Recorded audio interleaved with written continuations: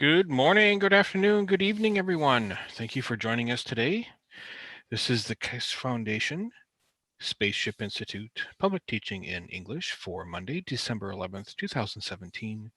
And today is part 12 of Understanding Plasma Science series, the last part in this series.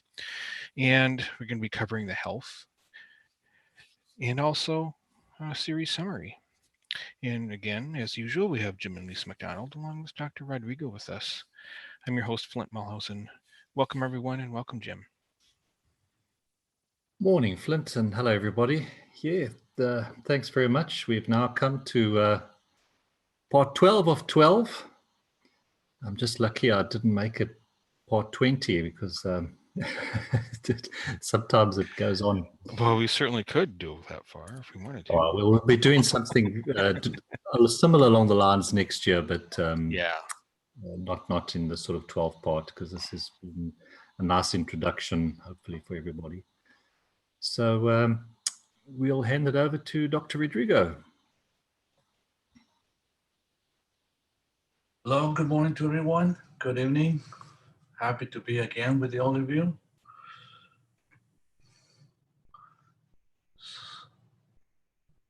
So now, let me guess, give me a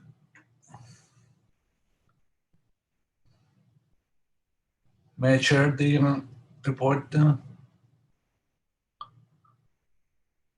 you see this? Hello? Yeah, we can, along with the rest of your desktop. You're sharing your whole desktop, Rodrigo. I think you'd be better off just sharing the document. Okay, let me do it now. Thank you, Rick. Now? That's a lot better. Perfect, thanks. Okay, thank you, Rick. Thank you, Flint. Okay, this is, James said this is a part 12 or series of 12 of plasma science workshop in the field of health. Now we're going to talk about the Keshe Technology health devices. These are different devices that we have built.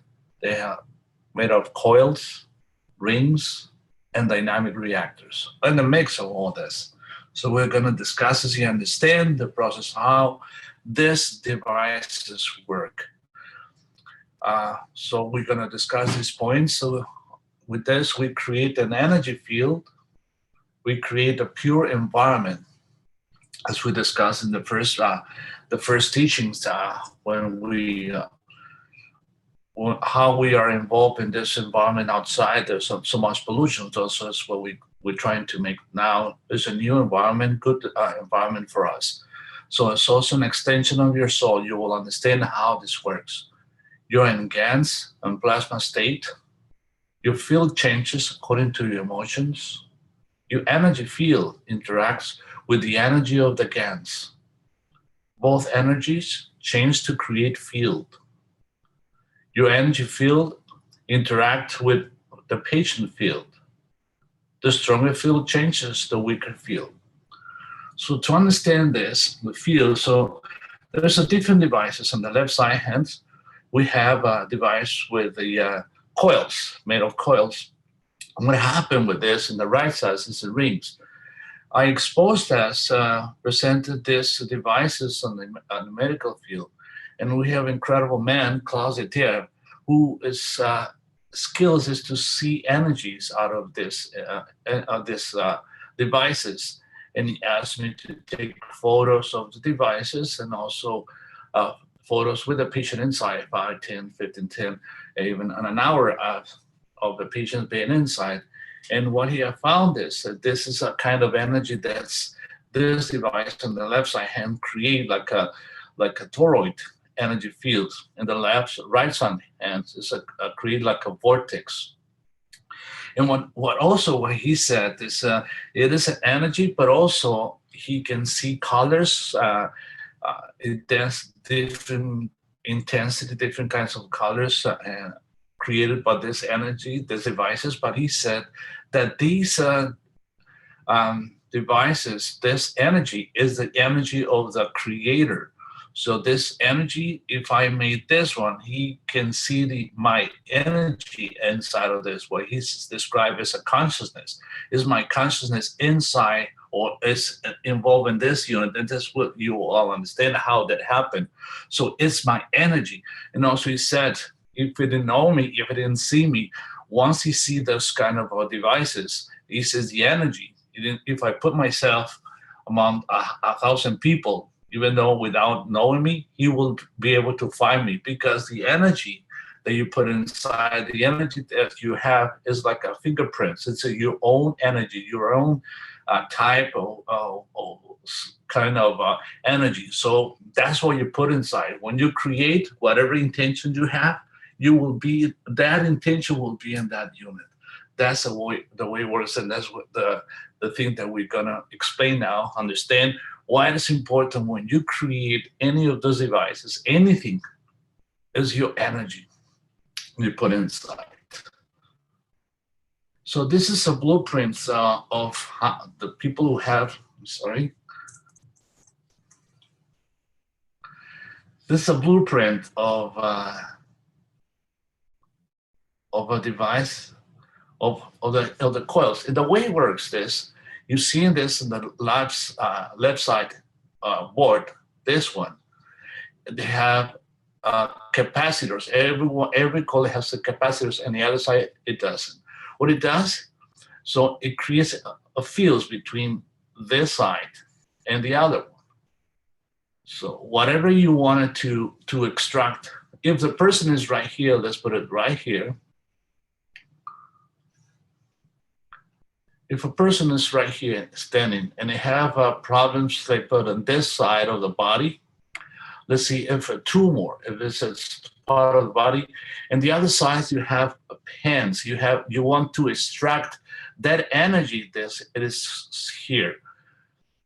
As you remember when we described how to make patches, we have a tumor here, and you want to extract something from here, you create patches, one size and the other, but also this course will help you to extract, to move that energy.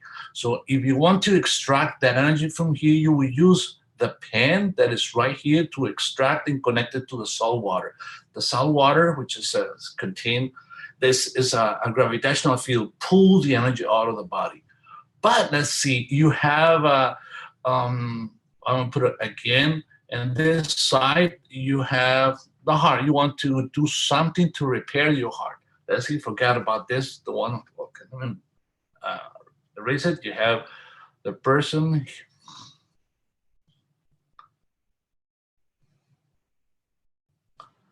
You have again the person here. And you have a problem in your heart. You want to repair something in your heart. You don't want to extract anything. You don't have too much. You want to repair something.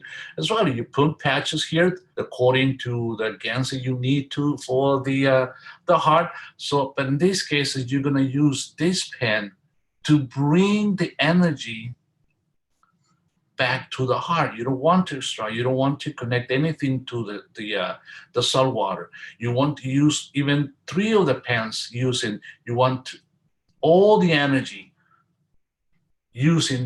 coming back from all the coils. You want to add all the energy of every single coil back to the heart. That will help you to reconstruct, to regenerate any part of your body. So these coils, this pens that we have the other side, helps for two ways: to extract energy of the body, or bringing back energy if you want to rebuild something. If you have something that you want to repair, you will use the pens to bring the energy back. So you will have, again, the patches on the sides of the knee, because you need those elements in order to bring the elements you need for the knee, but you will connect those pens on the area of the knee to bring the energy, to increase the energy of those patches back to the knee. So as you said, those pens help to bring energy to the body or extract something from the body. You will connect it to the salt water. And this is the way. This is a blueprint of the coils for the health unit. So to understand this, a lot of people have made the coils for the MEGRAV, which is different the coils from the coils from the health unit. And this one, the coils for the MEGRAV, to understand how the flow of energy goes, is you start it. Let's put it again. You start it here, and the gravitational field and the gravitational wire. So you bring the energy to the gravitational coil and the small coils. You feel the energy of all the gravitational fields of gravitational coils, and then goes to the gravitational coils on the outside. And then when you feel the energy of both gravitational field, then it goes back to the magnetical of the small one, and then the magnetical of the outside, and then you have the energy back on the magnetical of this side. So it comes this way and it goes outside. This is the gravitational and magnetical goes out. So as I said here on the bottom, it says the way it feeds the coils is gravitational is counterclockwise and gravitational clockwise, the small and the big one. And then the magnetical counterclockwise and then magnetical counterclockwise of the outside. And the difference of how the energy works on the coils of the health unit is the gravitational,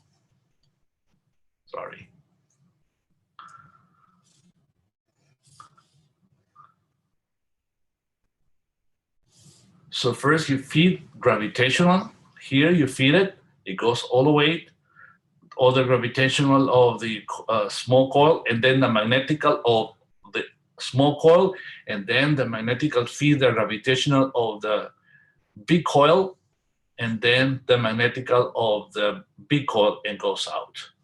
So you connected this one side to the capacitor, and the other one will not be connected to the capacitors. So this one is gravitational magnetical, gravitational magnetical. So the way that the flow of energy goes from this one.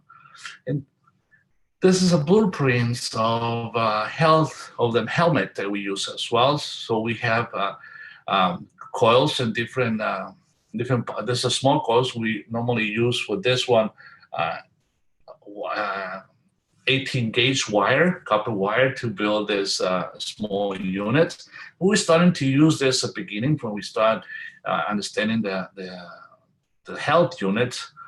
Normally with the health unit, with the coils, you use a 16 gauge coil, 16 gauge copper wire, and this one you use 18 gauge copper wire. So on the left side, you see the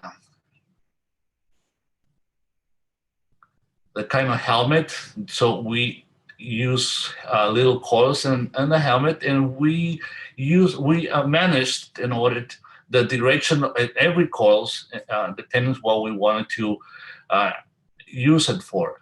But also, if we wanted to use this one, it's only just part of the fields. We use this one or this one, but when the pupil is inside, the head is inside, you want to create something inside. You're going to create, you want to make patches. You create a full of energy.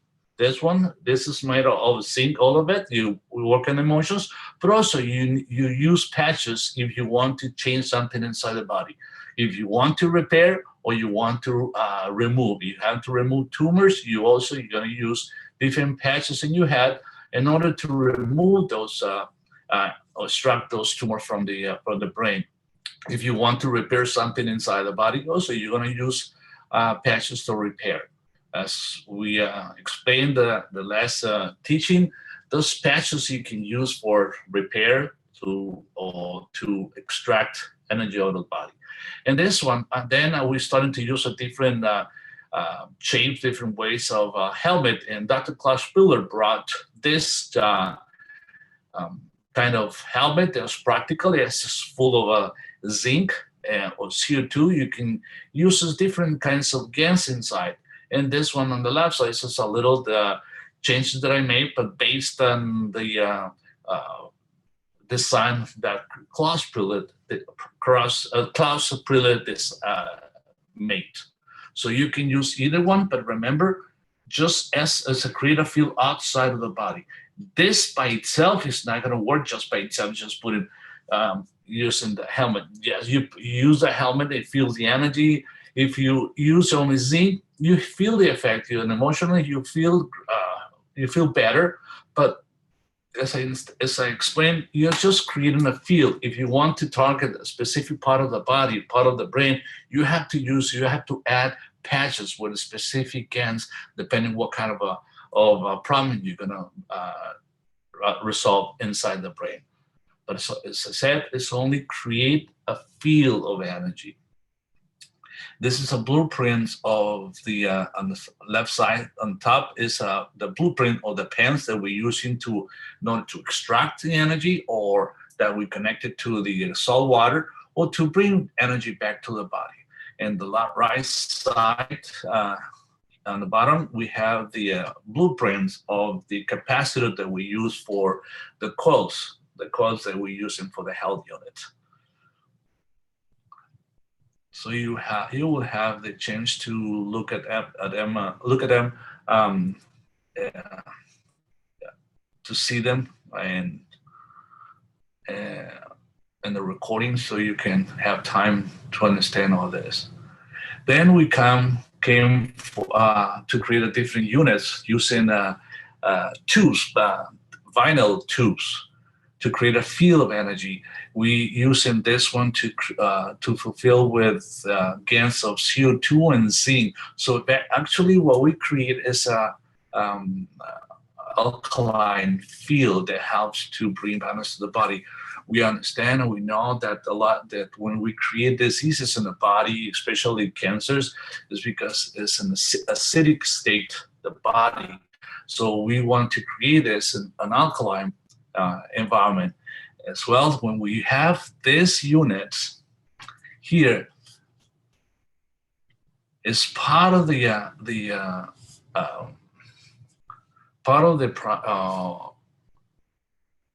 protocol. So as well, if you have a person inside, let's see if it's standing up here,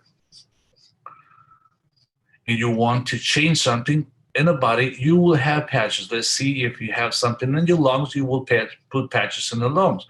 But you create a field, but then the patches will help to either to extract energy, something from the body, or even reconstruct or remove or repair inside the body.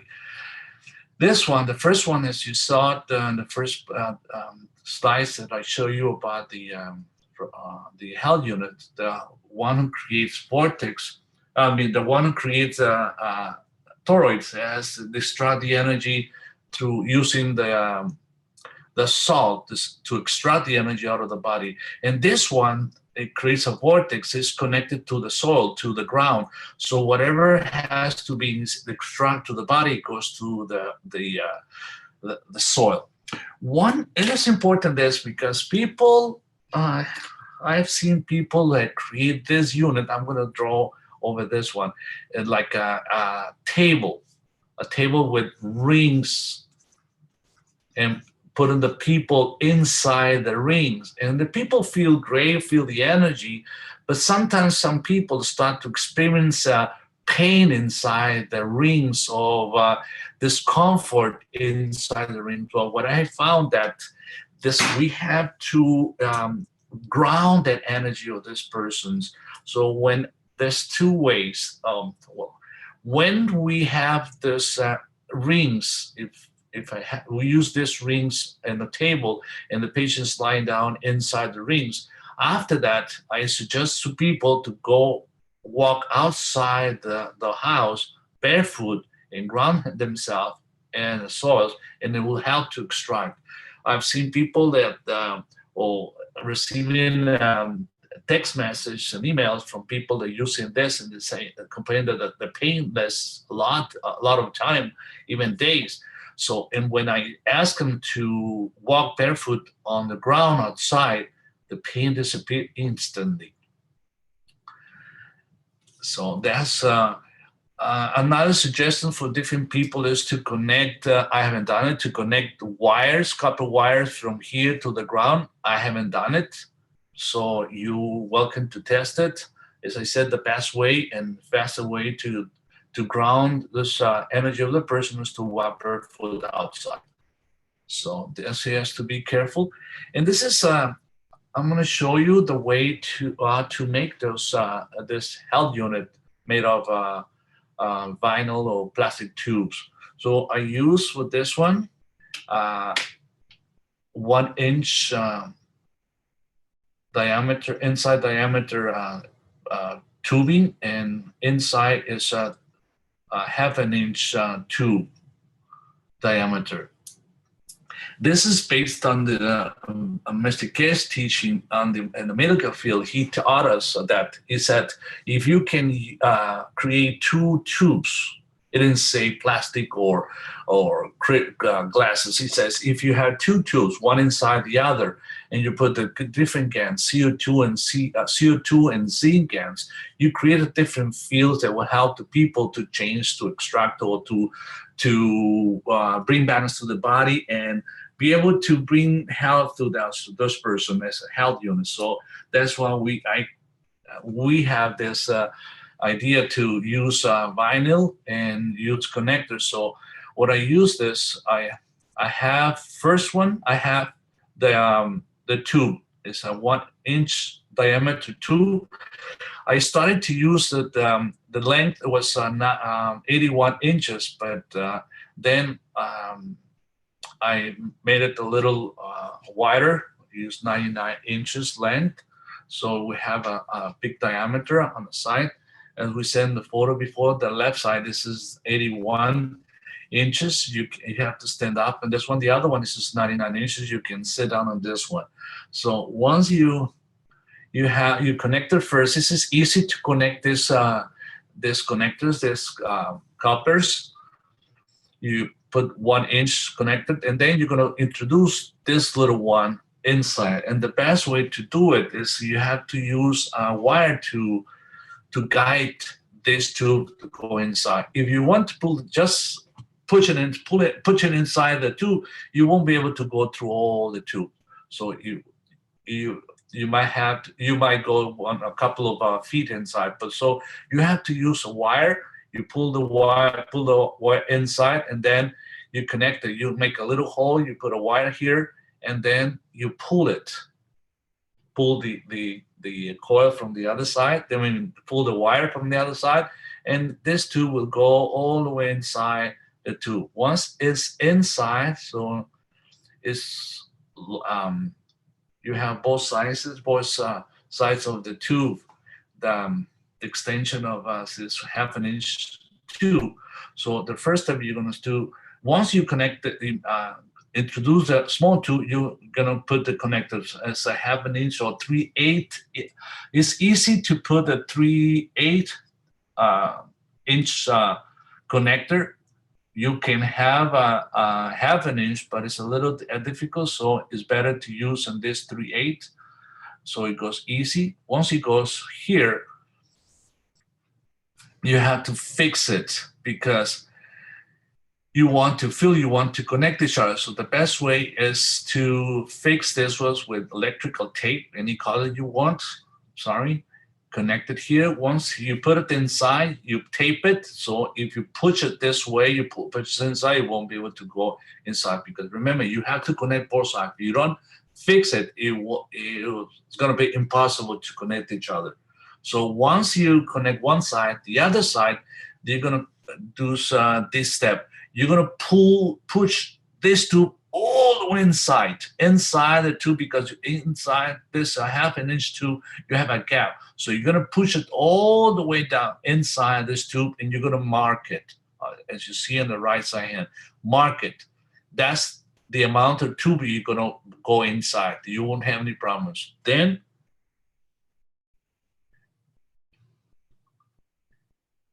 once you mark it here, you pull it out. And then this is the amount of tube that's going to be inside. So do you fix it? You use, again, tape, electrical tape to fix it. side to this jumping outlet. So as I said, you fix it. Once you fix it, you cut the excess. This is all the tube you're going to use. Once you have the exact length of the tube, you're going to use this dilator, because the first step, you connect the 3/8 connect is easy to break. You have to use a little force to put them inside. But once you fill it up with GANS, it's not easy to connect each other. So the best way to connect it, I use this dilator. What I use is I use a torch. I heat it up, this one. I put it inside the tube and expand this hole, this diameter that inside, in order to connect it back to this coupler. So once I dilated all of it, I use this what's it called?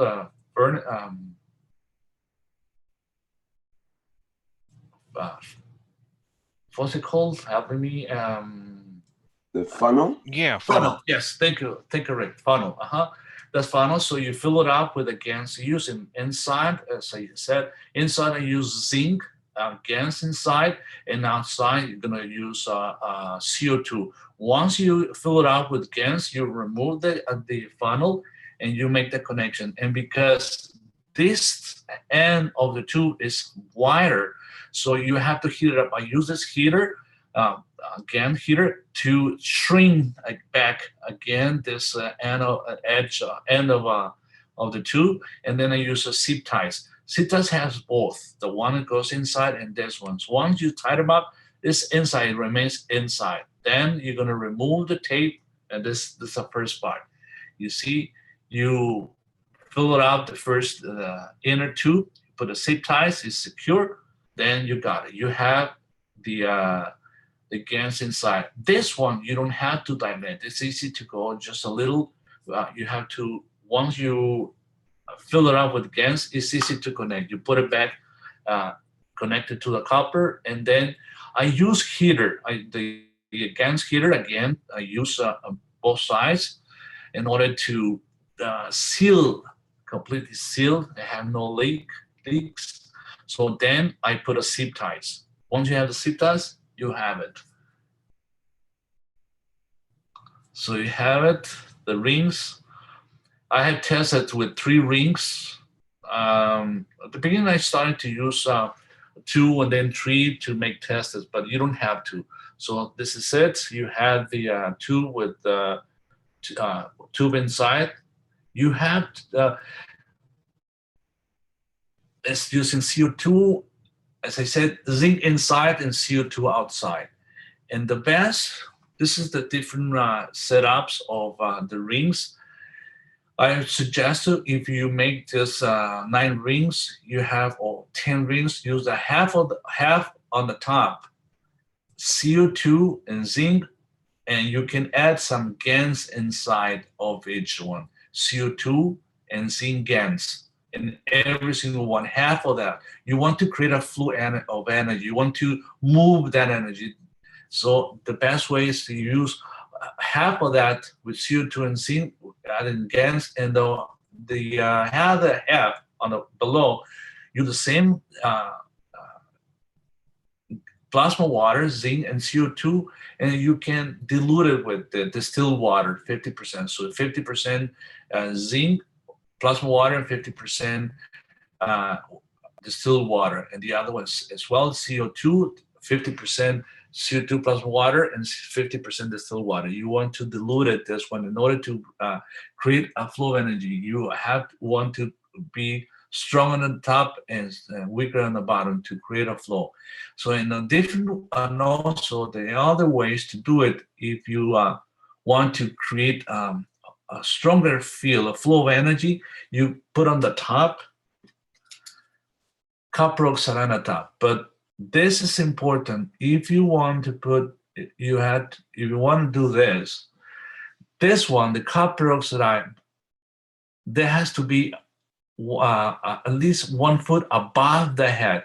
If the head is here, this copper oxide, you don't want the copper oxide on the level of the head. You want it on the top, because we don't use copper on the brain. We don't, inside the brain, we don't have muscle, we don't have cartilage. If you have something on the temporal and the muscles, yes, a different things that you're going to use. But in the health, you want to create energy. You started create energy on the top and going down the energy. So you're going to create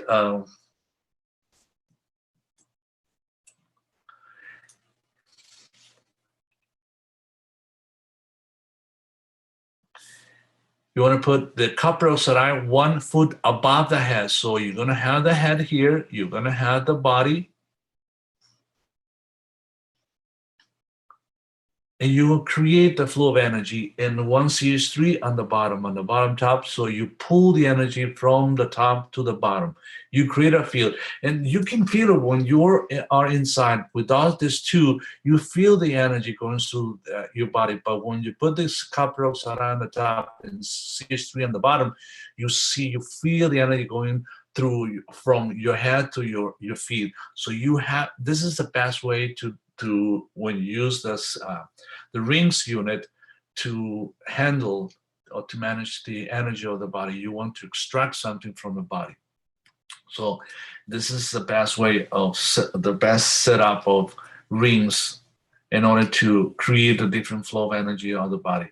Then you can use even small ones. I built this one for pets. I built this for a friend who's a veterinarian, and he started to use it on small pets, and they like to be inside. Once they are inside, even though they didn't have any surgery, just be inside, they like to sleep inside. But sometimes those little pets are a little excited and they go inside, back in. It's hard to keep it inside, so some people use it. Start using a net, or even those little boxes that we use for the pets that fits inside.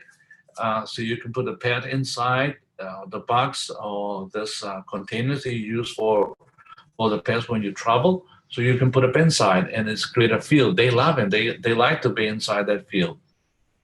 This little kid that was inside, they wanted to use as a playground. They didn't want to go out. The field, she likes the field that was created inside. So different ideas how to make those rings for everybody. Then I started using the REACTRS. This one I have started to use a different mix of GANS, and I came to the conclusion that this is the best way to use it to create an alkaline field inside the body as well. When you're inside this field, you also has to use as patches. If you want to use for a person who have cancer, you're going to put patches, depending on what kind of a problem, what kind of cancer inside. Remember when I explained that you're going to use the cancer has a seed of some metals, so you create a plasma of those metals, and you make those patches and put on the body, but put them inside. You create a field, an environment. Some people ask me, so is this a healing device? It's not a healing device. It's just an environment so your body can respond by itself. You're having the elements that it needs, the environment, the pH, everything in order to respond in any aggression. So it's creating an environment, pure environment that people start responding and having the experience. So in this one, as you see, I started to put, as it says here, 10 milliliters of zinc. 10 milliliters are actually GANS. These little balls, I can fill it up with 15 cc of 15 milliliters of liquid inside. So what I use, I put 10 milliliters of GANS, zinc GANS, and the rest 4 milliliters of plasma GANS or zinc GANS. I don't fill it up completely. I leave a little bit, 90%. I just fill it up 90%. You leave a bubble. And you will see when you rotate those reactors, you will see tubing. This the first one started to work on this reactor was the first one I saw. This was Rick. This was the one he started to use this reactors that I had that idea from him to use it to using different gas for the health unit. So then you started to create a field from the top and the bottom. Then 8 milliliters you see on the right side, 8, 6, 2, 10. So it means that this is amounts of GANS. So as you see, with this one is I create two things. This the whole column is stronger than this second column, and this second stronger is stronger than this. So it creates a field from the top to the bottom, but as well as a vortex flow of energy. So it comes from the top of the bottom. And on the bottom, I built this one. On the top of the bottom, I have tested with different GANs, with CS3, with the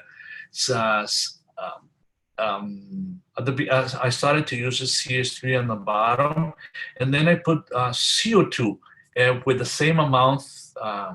As you see here, the CO2 comes from 10 to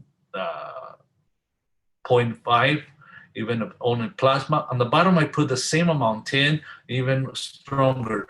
And I've seen people that are coming inside and feel the energy, starting to feel, I started to see better response to the body. So that the field goes from the top to the bottom, it creates a vortex, and also it feels the energy goes back to the body. And as I said, people starting to feel better. I've seen people with tumors that started to respond faster. People who had pain and their in the spinal back under her back, and they respond faster. Everyone started to respond better with this setup. As we said, we are testing, we are learning how to use this different kinds of GANs. You're welcome to use it, but when you use it, test it, and test this on patients and make tests, blood tests, and see MRIs to see how the effects of the tumors, how they respond. So we're learning how to use this, but so far this is the best way to use this dynamic reactors with different GANs.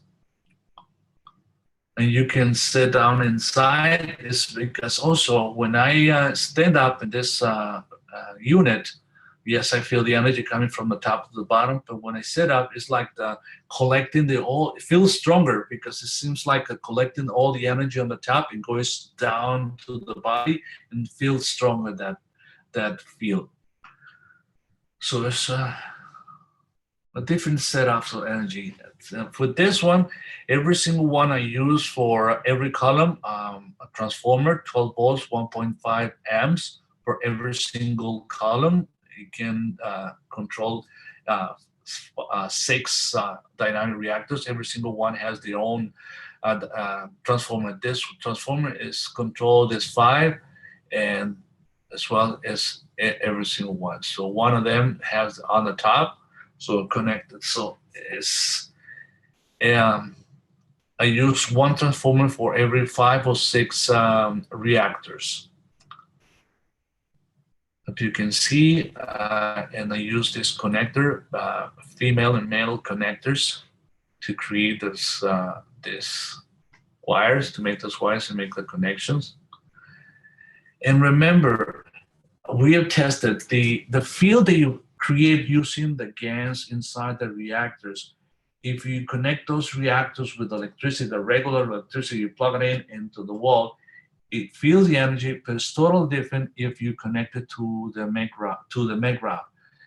You turn in the energy to plasma. So it's plasma the one is feeding the reactors. It's totally different energy. It feels different, and the response to the body is totally different.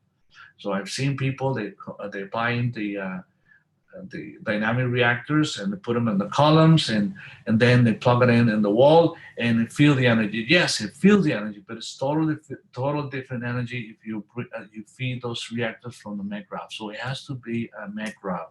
In this one, I put a wireless connector, so I control all the the dynamic reactors with this wireless connector, this control, the red to stop it and the green to turn it on all together. And then I built this one. It has one reactor on the top, one on the bottom, and two on the sides. The size is, the way I see it, when the people sit down, you put this two on the level of the head, on the soul level. So the way I see it, the one on the top, you work on the emotions on the people, and the bottom, you work on the physicality. But as well, if you have something in the brain, you can use as a mix of GANs. This one, you use different mix of GANs. The other one, as I said, I create an environment, but this one, even though it's smaller, but it's more specific. You make the different GANs. You change the GANs inside those reactors. You can use a different mix of GANs. All of them, depending what kind of problems you have. Let me give you an example. If you're gonna put a person who have Alzheimer, I will use this reactors. I will put zinc on the top. I will put on the sides this two. I will use CO2. I will use potassium, calcium, folic acid, GANs out of it. And then on the bottom, I will use CH3. You create a field of energy. You can change it. You can create anything. You create like a cocoon. The body will be inside and feel the energy. I had the experience that one person came to this unit, and this lady who was sitting down here, as I said here, and with the legs like yoga or position was like this, and it's starting to feel the energy, starting to feel weird inside. Even it touched her emotions and started to cry. It feels weird inside. But as soon as she put her leg on the floor, all the energy disappeared. All that feel, the strange feel that she started to have inside disappeared. Extract all the energy, started to feel better. But once she sat inside with the legs bending inside, the energy was so strong, the energy was accumulated inside the body and started to feel weird. It says it was weird, the emotion was strong, it started to cry. But as soon as you put, as I repeat, as soon as she put the foot in the ground, she ground the energy. So that's why it's important to ground the energy of the body. We have a different energies, we have to ground it. So people they sit down, they have to put the feet on the ground and they feel better. So to understand the fields, it is very important when we mix fields. So it's just a little example how the field changes. If you have an orange juice and then the other side you have a grape juice, there's a different feels, different taste, like a recipe, kitchen recipe. But if you mix it, it's no longer going to be a grape juice or orange juice. It's going to be a different taste, a different energy. So once we have this, we're starting to mix different GANs, plasma GANs, is going to be a different energy. Like this, for an example, this one have a container with zinc GANs. And let's suppose the energy of this GANs is a purple. This is the energy of the zinc. And this, the other side, we have CO2 GANs. And there's the energy of the CO2 GANs. When you mix it, it's no longer CO2 GANs or zinc GANs. It's a mix. It's a different energy. It's totally different energy.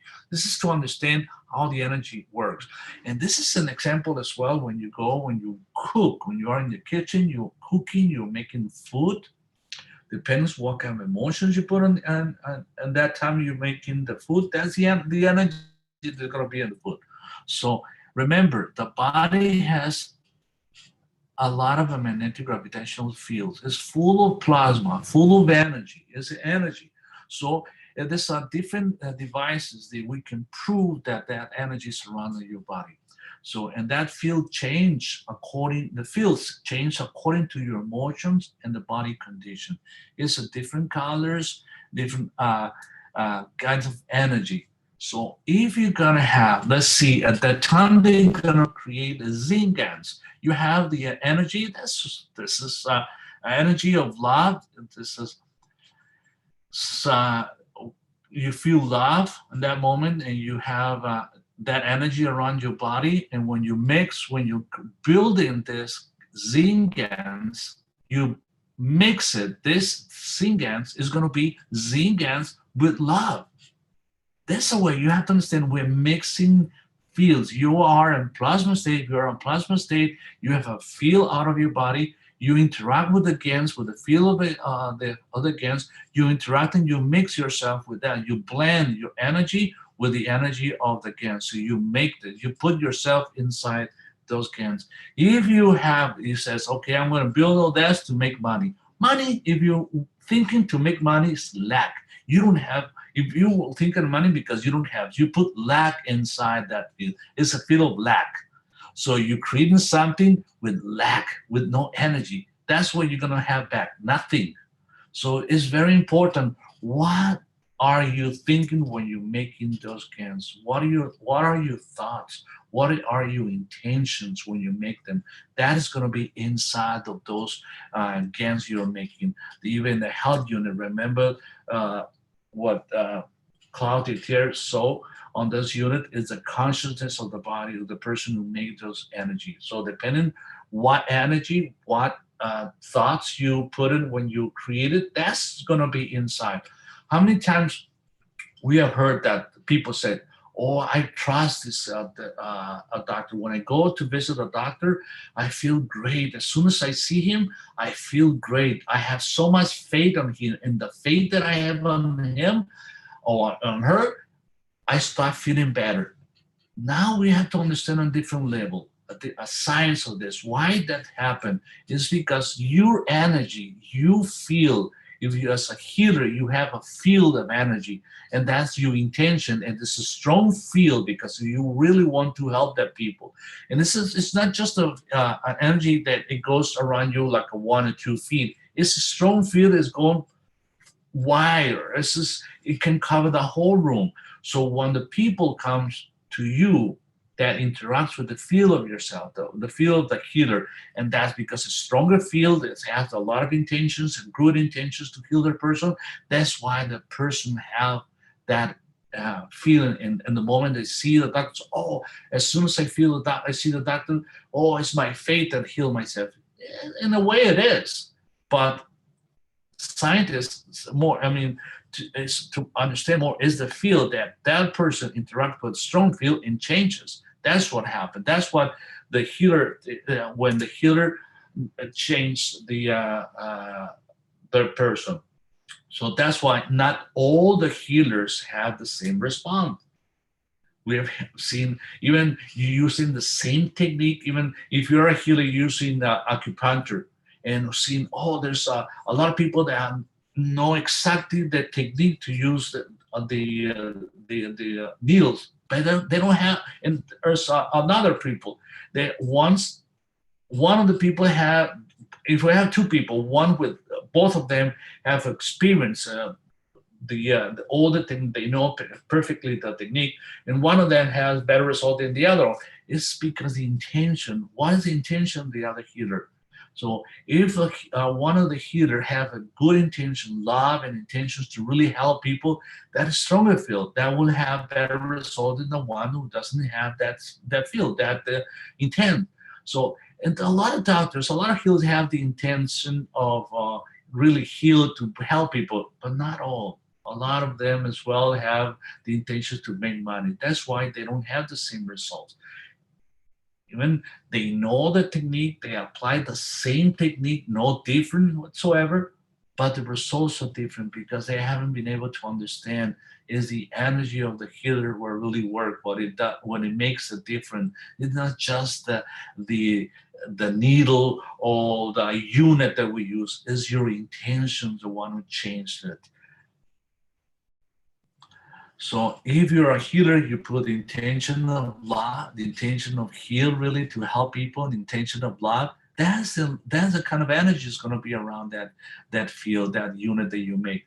That's the result is going to depend on that. I shared the experience of I built to my mother a health unit, a ring unit, and she started to use on different family members and started to have a beautiful response.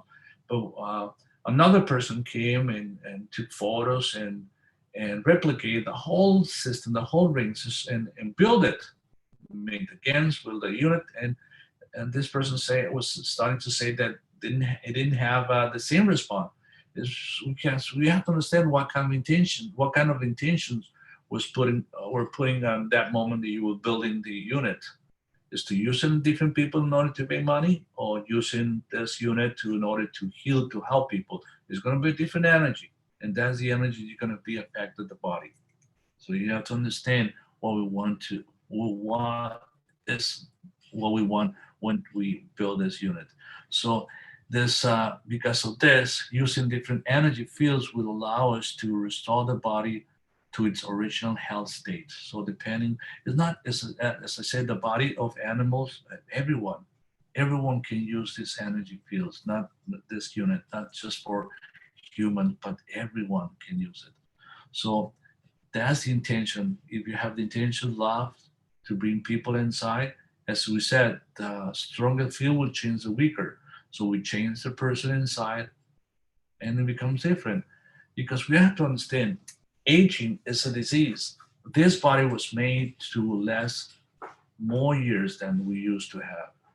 As Mr. Keshe has seen lately, that we work in the unit that once we have not only a unit, but a field that we can use on the whole world, that people will start living longer with health, with youth, not aging.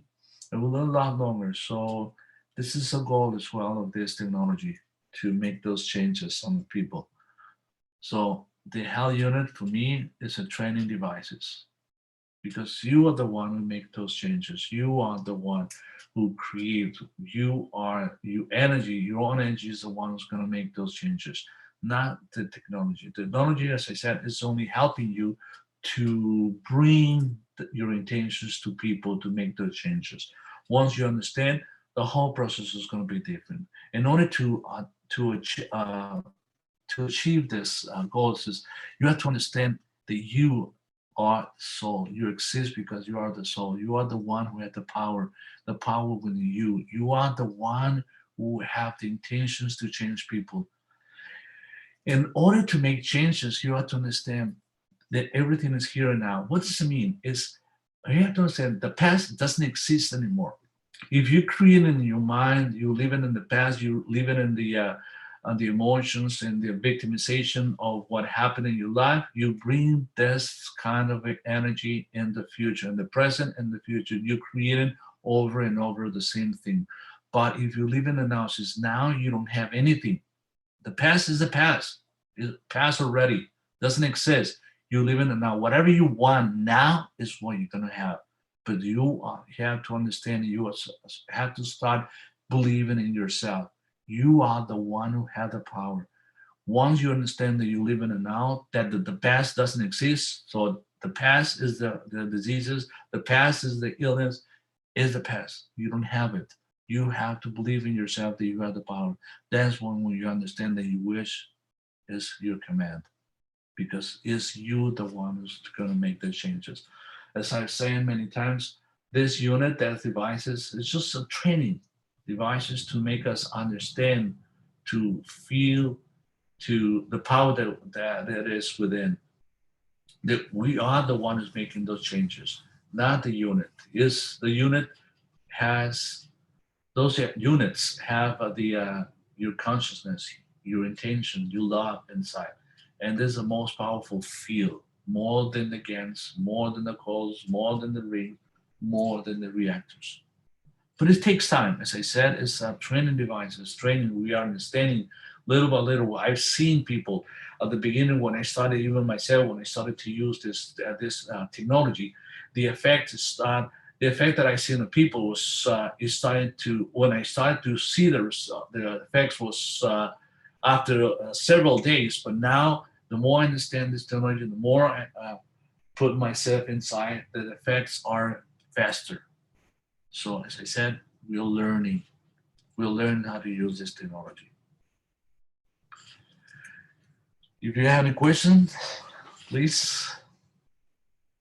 Yes, please. It's Frederic from France. I have a lot of questions. Go ahead. Okay, thank you.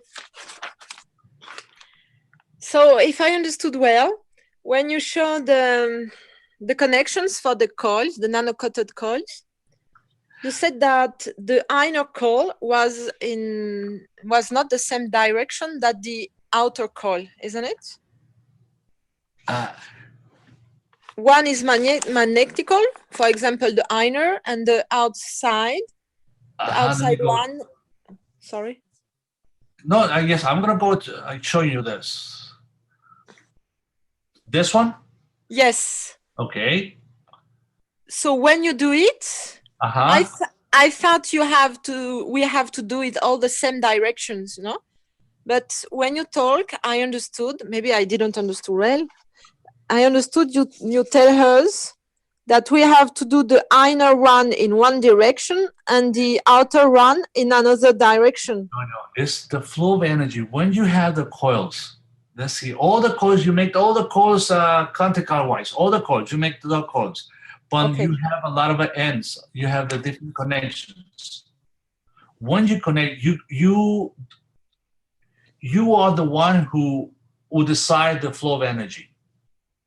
Depends how do you connect each other? How do you connect the coils? Okay. Thank you. So this one goes inside because the connections you make, it goes, the green one, it goes inside, and then from the green one goes all the way inside and then connected the green to the blue. So it's the green is the gravitational, and then the blue one is the magnetical. So you decide where the flow of the energy, regardless of how you make those coils. If you make it all the coils counterclockwise or clockwise, it doesn't matter. It's the connections. You decide the flow of energy. Okay. Thank you. Understand? Yes. Okay. Next question, Fred. Next question. So I have been in a health unit, you know, made with some copper wire, nano-coated, and we have the opportunity to be laid, you know, like in a bed. Yes, lying down.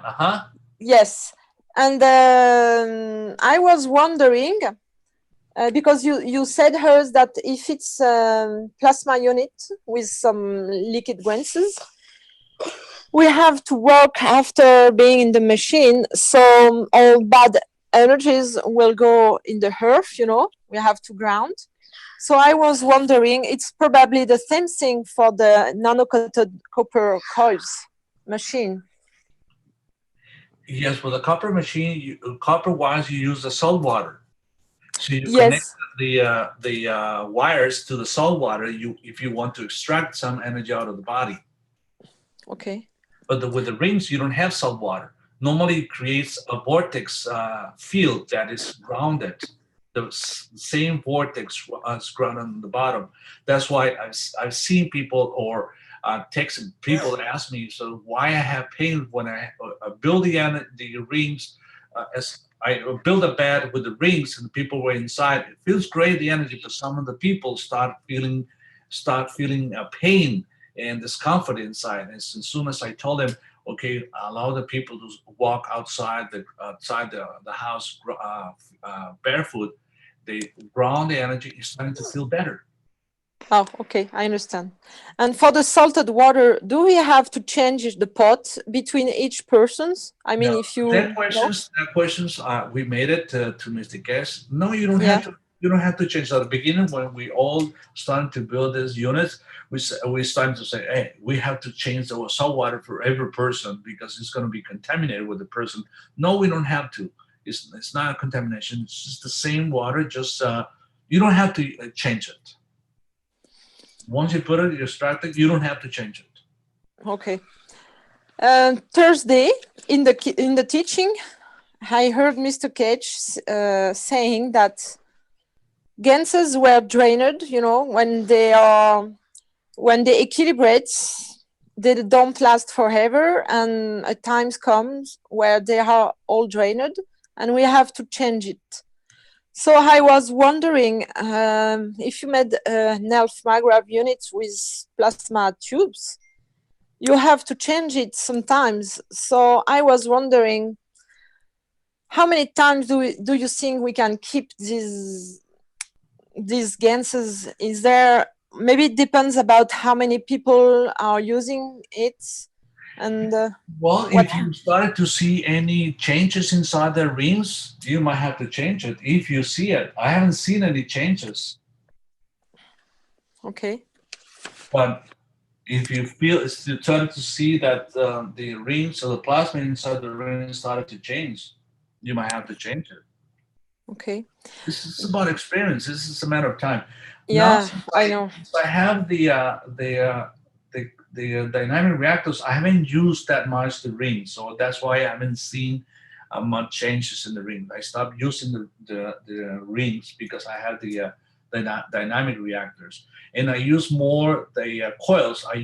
Personally, I have more experiences when I have people who have muscle problems, ligament problems. The coils works better than the other one, than the coils, than the dynamic reactors.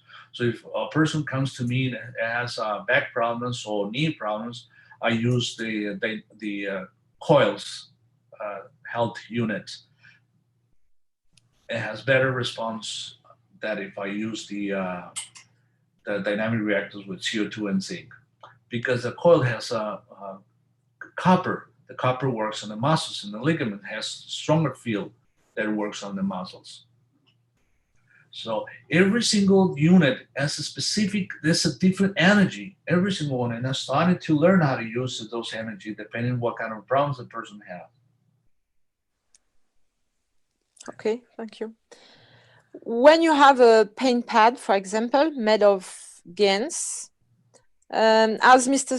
Keshe said that GANS won't last forever, but I was wondering if he said that GANS water won't last forever, but if there's some matter, GANS matter in it, will it last forever or no? Okay, good questions. I experienced people that come to me and I make patches, different patches for different diseases, different problems, and they go inside the unit. As I said, that diseases all have different energy. You want to extract that energy. And those patches that I built that make for a specific condition, they started to change. They started to turn black, all of them. And they changed, so I had to change those patches, and the response is better. So and at some point, the people start see that effect on the patches, and the effect is less. So as soon as I change it for the new one, it started to feel better. So they changed it. Those patches extract energy out of your body. It's extracting, so they change. Okay, it's not so that how long it's going to last. It's how long, when are going to change. And when they change, you have to change it. Okay, it's we do like we feel, in fact. Okay. Or if it's change color, or it doesn't feel any more effect, we just change it. Yes. Okay. And I was wondering, well, you know, some people maybe just don't have any love for anybody or for nothing. If that kind of people is making some GANS or a material without feeling any love for nobody or for nothing, or just feeling some hate, will the material be, well, it won't be effective probably, but can it be bad, you know, and make people sick or hurt them? I don't think they will harm them, but they won't have the same effect as you wanted if somebody built it with a good intention and love. That's what is important to teach people well, to teach them well, not just technically. That's what we have to understand what we're making. It's just not, okay, I'm going to make GANS and I'm going to teach people how to make GANS and that's it. Make it GANS.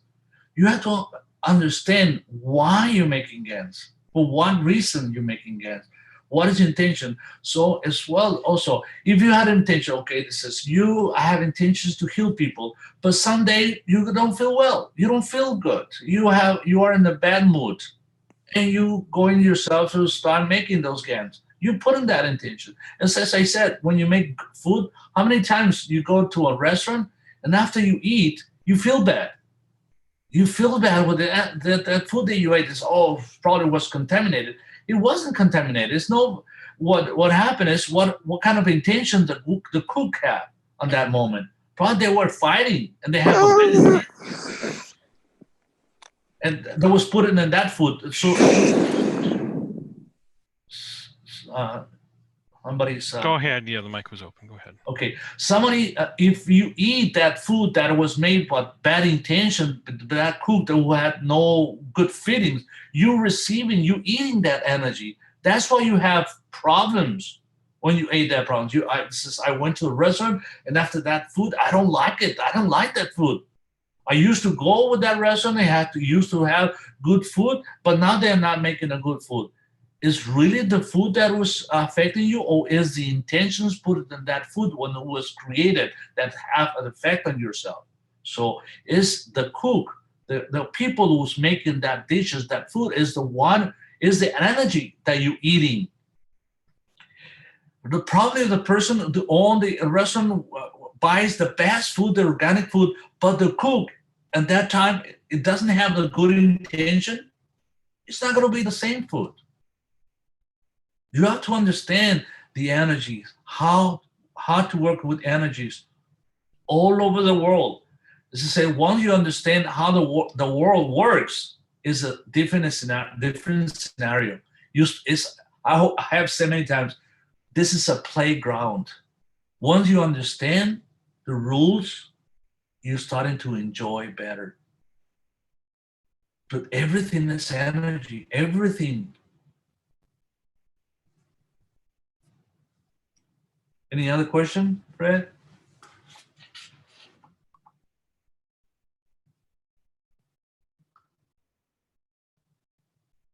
Any other question? Oh, sorry, I was muted. Yes, thank you. It was very interesting. And no, I have no more questions, but I thank you very much. You're very welcome. Any other question? This is the last teaching. Yes. Oh, sorry. Oh, go ahead, Libby. Thank you. Hi, Liberty. Hi, Dr. Rodriguez, and good morning. And I'm so glad you're doing this with us. I, too, reacted to the statement that the GANS did get drained. And I've been trying all weekend to really understand, and I think you've answered the question. It is our intentions that fuel the power of the GANS. Is that correct? Yeah, that's correct. You intensify the field. You have a field of it. The GANs have their own field, but you have also a field. You are a stronger field. You are a plasma unit, so you have a stronger field. You're feeding that GANs. The stronger field feeds the weaker. So whatever GANs you create, you're feeding that when you are in and when you are building those GANs. And that's why, even though Mr. Keshe said that we would have to replace the waters in our health units every day or between each person. However, I don't believe you did, because it'd be pretty hard to replace the GANS waters in those tubes. But because your intention is so pure, you keep the GANs fueled. Even if they're drained, your intention overrides the drain. Would that be a correct understanding? Yeah, he didn't say that you have to change the liquid of the coils of rings every day. No, oh, I thought he did. I'm sorry. No, he did not. No, okay. No. You drain it. Once you're inside the rings, the energy is being extracted and it's going to be grounded. That's what it creates a vortex energy. It goes to the ground. It goes to the soil. But in the future, some people might start to see changes inside the GANs inside the rings, and they might have to change it. As I said, I used it for a long time. I have it. I still have it. I have my here in my own room, but I don't have seen changes. And about the water, the salt water that I use in the coast, I personally asked the questions to Mr. Keshe. We have to change this. He says, no, the salt water, we don't have to change this. The ring, he has said the ring, the plasma ring, you have to change this every day, and the reactors, you have to use for every disease. So as I said, let me show you.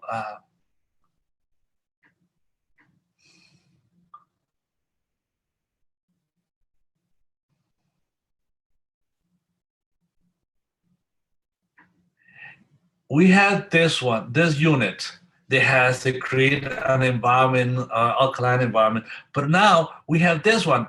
Me personally, I think this is more powerful. This is with less unit, but this one you use different GANs. If you have different people every day, you're gonna use different GANs inside, different plasma GANs every day, for depending on what person you're using it. As I said, I've given an example of people with Alzheimer's, but if you have another disease and other problems, you changes the GANs inside this cords. I have CH3 here, but if I have a person with cancer, I won't put CH3 here. I will just put a CO2. Depends what kind of diseases, what kind of problems you have. You will change that plasma liquid inside every day. Depends if you have every day you have a different person. You have changed it. What I have a different a collection of spheres, with different GANs. So depends what kind of a person is going to come, I will use those spheres or those dynamic reactors. I just changed the spheres, the bulbs, with the specific GANs, or depending what kind of a disease I'm going to treat. Now, those balls, do you change the GANs inside of them? Yes. Okay. So. Yes, but I have plenty of those balls. So what I have is let me write here down.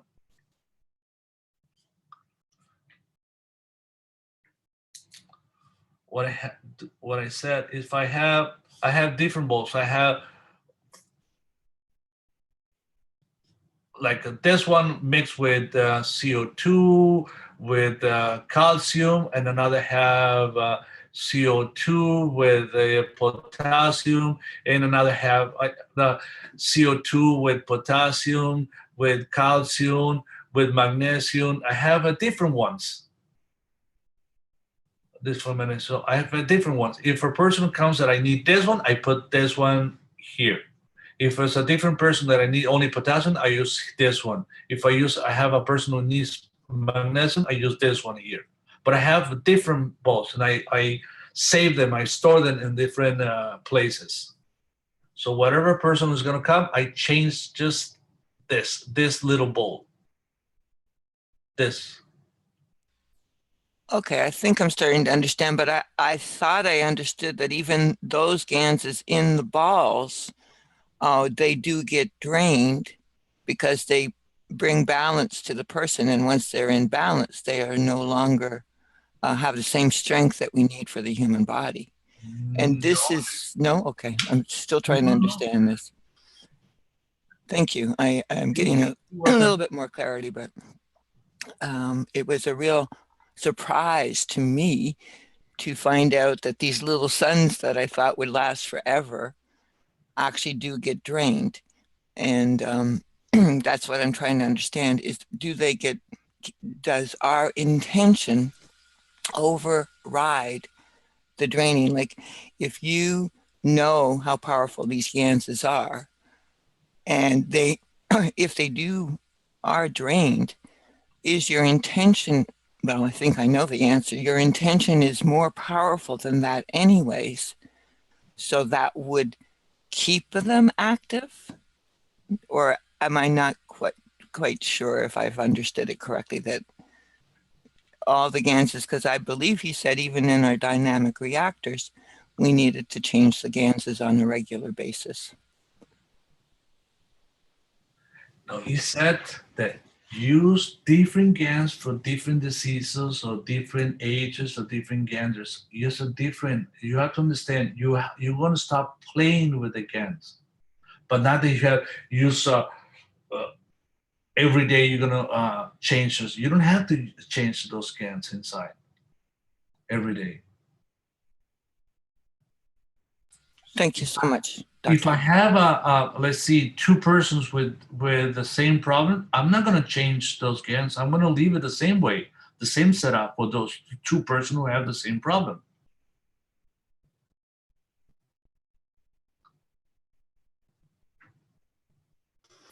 Hi, Rodrigo. This is Danny. Hi, Danny. I have a question now. It's great that you have the picture up there with the dynamic reactors. My question relates to the RPM of the rotating reactors. And I Okay. remember you saying it should be very, very low. So I was just wondering if you could I put speak between 4 and 6,000 RPM. Normally, these reactors can go even to 18,000 RPM. I don't use that. It just between 4 and 6 RPM. So between 4,000 and 6,000 RPM, or between Yeah, that's what I use it. And I see that if I use at that RPM, I started to see that little bubble. It forms like the cylinder inside. So the new ones, this one doesn't have the control with the RPM mark. The new ones that I have that's starting to have from Chenli have the control with the RPM numbers, so you can control it. You can see how much, how the speed of those reactors. Lovely. Thank you very much. Welcome.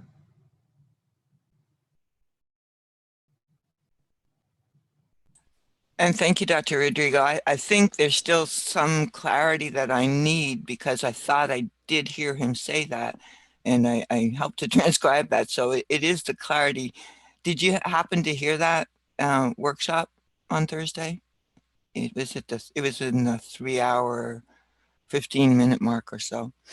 And it really was a reverberation for me to try to understand. And my only understanding, because I know you're doing fabulous work and your intention is so strong, your purity is so strong that it gets into everything you're doing.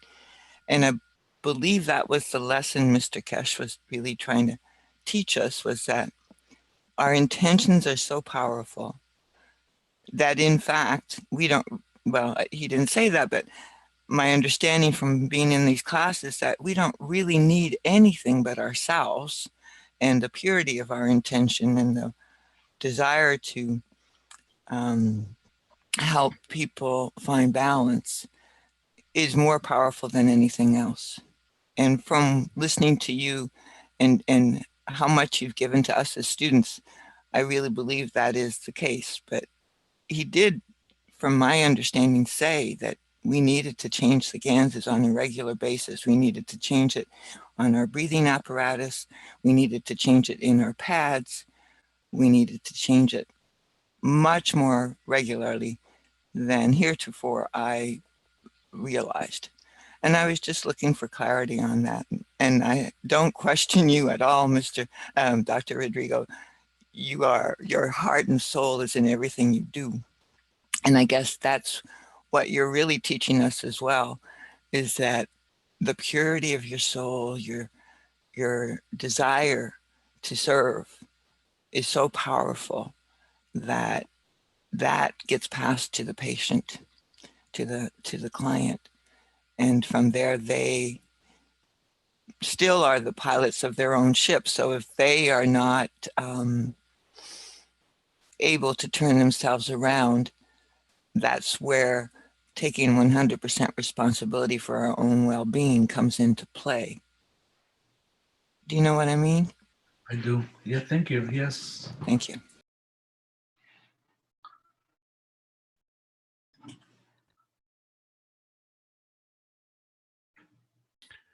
Okay, I have another question here as from a person on Facebook.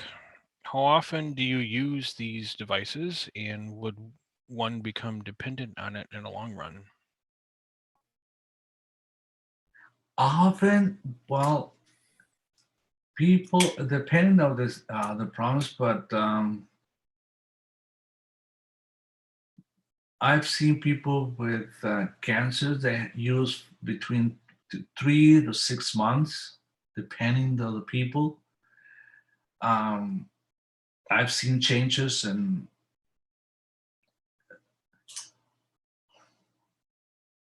like it varies in every person. You cannot, I mean, as I said, we're learning how to use this. Not all the people have the chances to come that often. You would like to use it. You would like people to come every day to on a regular basis and to see the effects, but not all the people have the chance to come.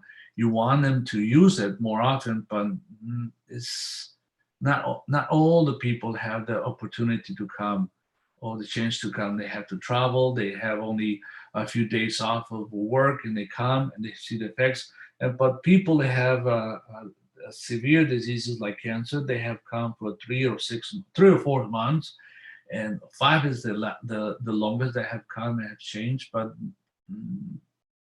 not all the people come that are able to come that often. So it depends. We're learning how to use this. We wanted to find a way to use it only once or twice and be able to make that changes. And also, it's us to believe in ourselves and understand ourselves.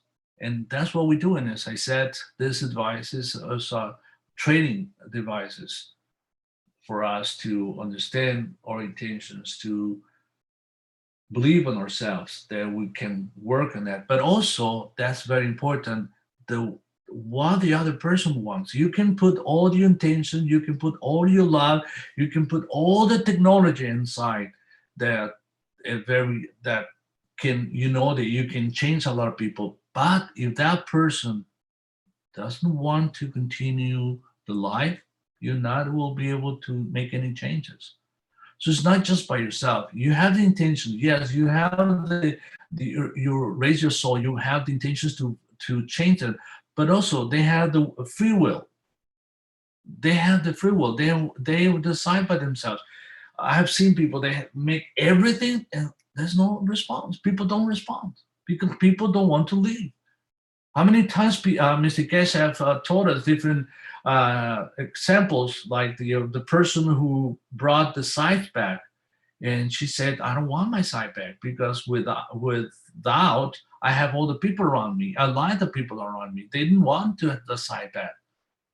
And people who have fibromyalgia, some of those people don't want to they don't want to feel good. They don't want to heal themselves. They say, yes, I want it, but knowing that if they heal themselves, they're not going to have all the people around them. Says, no, I don't want to be healed.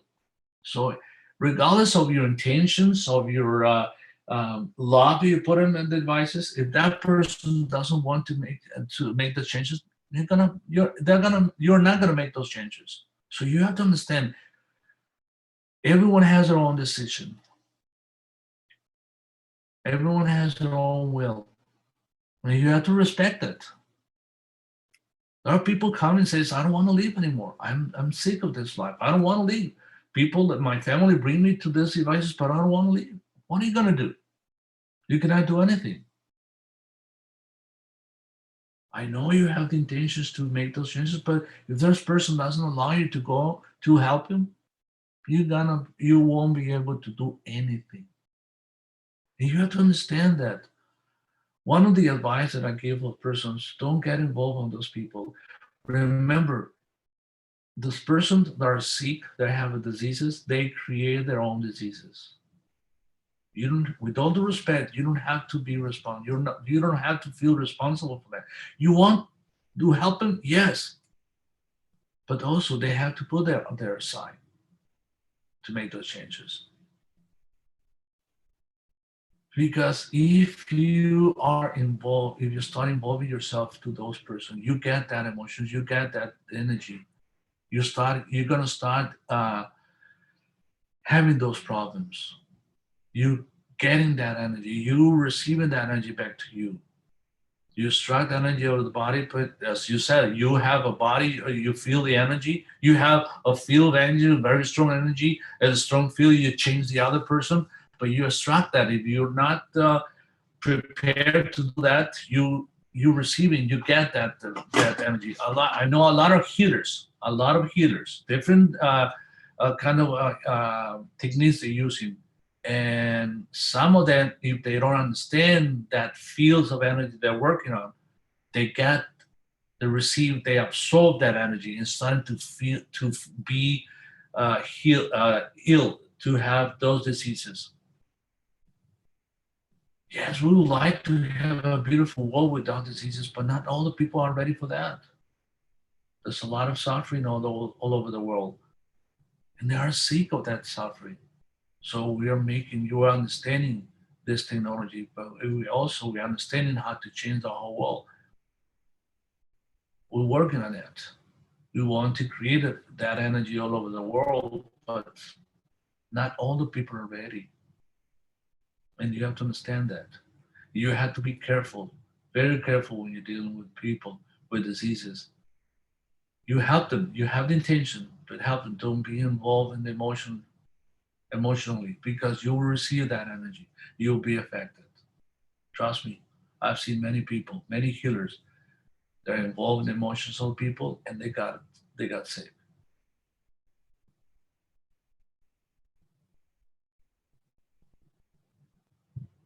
Another question? Yes, thank you, Dr. Rodrigo. Yes, this is from Katya, and she says, good morning, Dr. Rodrigo. If someone has a medicine shunt next to the ear, where is the best place to use the patches? The intent is to heal the neck in the flowing of the liquid of the brain to the spine, which is nearly blocked by some blood that is sticking in this area. Is it still forbidden to use health coil units? I didn't hear well when they have what in the ear. Can you repeat the question, please, Flint? Yes, if someone has a medicine shunt next to the ear. That word, I don't understand. I have what? I think she means like a tube or next to the ear, which you can physically inject stuff into. It's coming out. They have something that's embedded into that area of the head. And they're asking if that's there, where is the best place to use the patches, because that shunt or that way to put medicine in the body is to help the flowing of the liquid of the brain to the spine. So let me see. That must be the valves they use to let the pressure of the brain go down to the column. La válvula encefalorraquídea. Yes, I understand. Yes, I know. Thank you, John. I know. Yes, if you have implants inside the brain, do not use this technology. Do not use. If you have implants, shunts inside, you have a tube inside the connector. So, or I know drains. They used to connect from the brain outside and then go inside your body. Do not use these technologies. Because what we have to understand, these units, we create an environment so your body can respond against the aggression, against the disease. You are the one who's you are the one who's going to bring balance to your body. Don't see this technology as this is going to heal me. No, it's not going to heal you. It's just we create an environment and bring the elements that your body needs in order to make those changes. If those implants is integration is not part of the body will want it to reject, to expel those tubes out of the body. So you cannot use patches, you cannot use that unit if somebody has implants, because your body will start to or want to reject those elements inside your body. Do you have a tube? Go ahead, Clint. And the same goes for pacemakers, artificial joints, and stuff like that. Pacemakers, yes, because it's a frequency, it's a battery, and also this GANS has the different frequencies, and it might have experience of stop the battery, block the battery, and stop the pacemaker. So we have to be careful not to use that. Definitely do not use anything if somebody has a pacemaker. You have somebody has joint replacement and hip replacement. I have had people who have, let's see, if somebody has a hip replacement and have cancer. Are you going to use it? I will, with all respect, I will use it. Have cancer, there's no other options. I will use it. And I've seen people have hip replacement, hip implants or knee implants. They experience a little heat inside the around the knee or around the hips or around the those implants. But if they have cancer, I will use them. I explain them the effect of this technology on those implants. They might start to have experience heat, pain, something. But if it's cancer, I will use it. But if I have a pacemaker, I won't use it, even if I have cancer, because for the cancer, you have to treat it a long time. But if you put those paper inside the unit, the heart might stop in that second or a few minutes after they've been inside the unit. So you have to evaluate the risk. So that's why there's no rules. Medicine, and as in the medical field, we don't say we have diseases. We have people. Let me give you an example. Cold, a simple cold. There's some people that might have a runny nose. Some other people have stuffy nose. Some other people have stuffy nose, runny nose, headache, fever, cough. And it's the same virus. So the person responds different ways against that virus. So that's why we don't say in the medical field, we have diseases. We have patients. And every patient is different. Every people is different. So you have to evaluate all those stuff. When you have a person, you have to evaluate. What is the risk using one or the other? If it's worth it or not. You have to evaluate every single person. As well, if somebody has a valve in the brain, has cancer, or other disease, which one is more important? You have to evaluate. I'm not saying, okay, using all those person. You have to evaluate every single person. You have to talk to them. You have to make them understand, explain the risk of using one or the other. This is the way we use this technology, because we're learning now to use it. So, but we have to be careful how to use it and when to use it and what kind of person we're going to use this technology. We're learning. There's going to be a moment that there's going to be, the change is going to be instantaneous, but not now. We're learning. We're in the process of learning all this technology. So we have to be careful and evaluate every single person individually.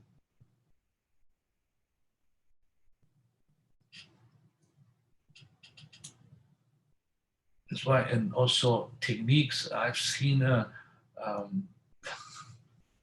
I'm a plastic surgeon. Somebody asked me, "You use this technique to all the person?" No. If I use like a facelift, I have a technique, a different technique, depends what kind of problem I have that person. No surgeries, every person has a different technique.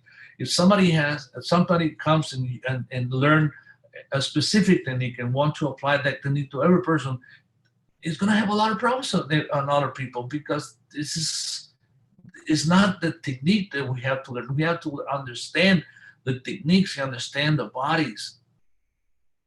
There's different. The body responds different ways depending what kind of technique we're going to use. So as well, this unit, this technique, this technology, we have to understand this technology and use it. As I said, I have in my room 4 different devices, and I'm not using the same devices in all the person. Depends what kind of problem they have. I use that devices. I'm learning as well. Everyone is learning.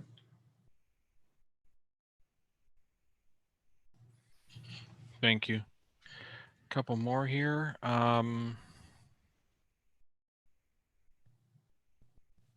Yeah, from Jay here. Where does the energy of a tumor go when it comes out of the body and down the wire with your COIL health unit?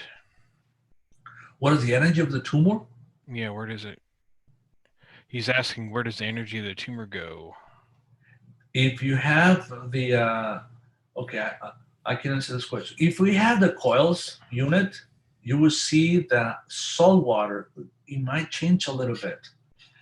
I've seen with the Paul the tube technique that he uses the bath on people with different diseases, and he experienced a different sediments on the bottom of the bathtub or the swimming pool. He sees the color of those sediments different depending on the diseases, and I started to experience that. So I started to use those baths. That's the way that Paul teach us how to use it, the different kinds of GANS use on those baths. And you see that energy coming out of the body, the sediments on the bottom is different depending on what kind of a cancer or depending on what kind of disease you have. It's a color, it's red, black, brown, red. It's a different intensity of the color, different colors. So every disease is different energy you have inside the body, and it's being extracted. When using the coils, the rings, I don't see any changes. I haven't seen any changes in the rings. But as I said, when I use the patches, I've seen changes in those patches. The color of those patches change. Sometimes I've seen they turn red, intensive red. Sometimes it turns a black, intense black. They weren't black, and it changes in a couple of weeks after they start using it. So extract that energy out of the body. Some people at the beginning we're starting to see a lot of black spots and the CO2 and zinc patches. They see, okay, it might be fungus, and we're starting to use copper oxide inside a drop of copper oxide inside those patches. Okay, we start seeing that, but then we start seeing the whole patch start to change, and I've seen it as I have more experience with people. That the color change is not because it's contaminated, it's fungus. It's because the energy has been extracted from the body. That's what I've seen.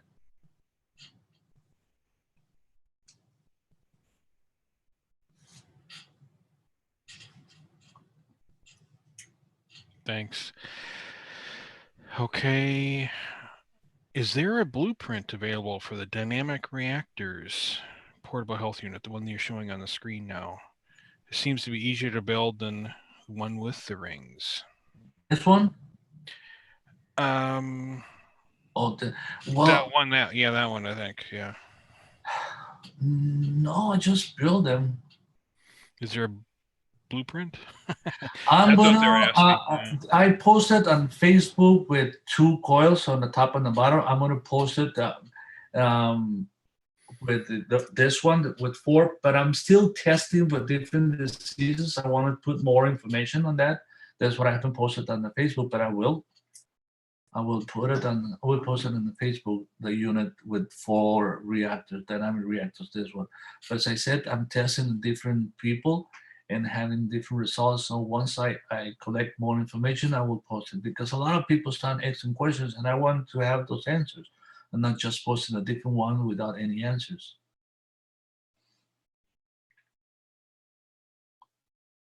Okay. But basically what it says is, if you see here on the bottom, has on the bottom has the see.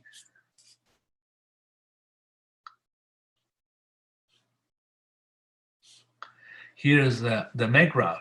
If you see, there's a MEGRAV who feeds every single, this wires feeds the 2 on the bottom, and inside the tube is another wire that feeds this one, and on the bottom, this one comes from here.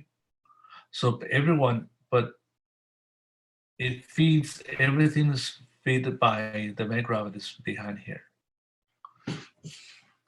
But soon I will post it in the MEGRAV. As I said, as soon as I started to make a little different test, I will post it on Facebook with different, and explaining how to use different GANs inside the reactors.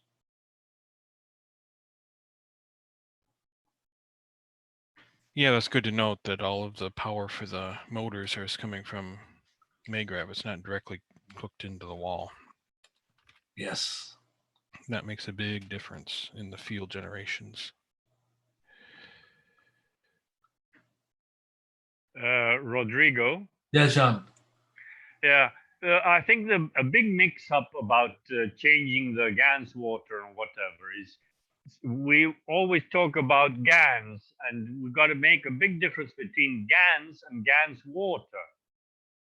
GANS water, yes, could lose some power, but I imagine the GANS doesn't lose the power at all. If the GANS is properly made, the quality of the GANS won't vary, will it?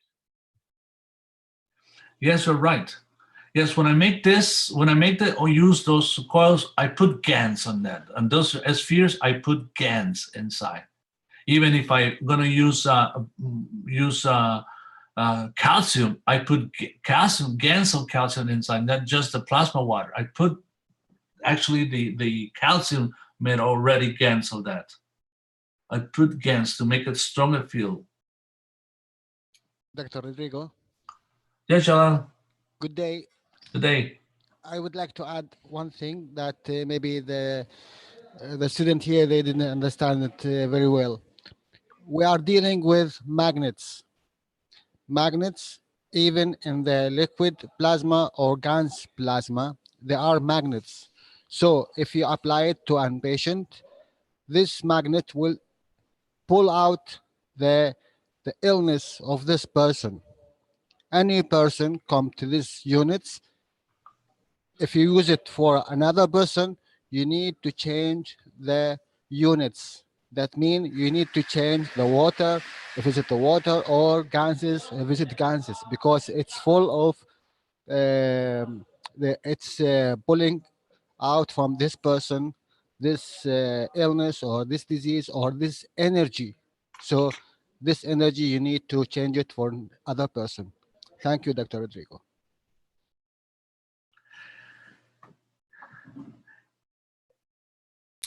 Dr. Rodrigo, I have a question. This is Dimitri. I'd just like to, firstly, I'd like to thank you for this presentation. I've seen quite a few of your presentations and they are all mind expanding and filled with beautiful knowledge. We are very grateful.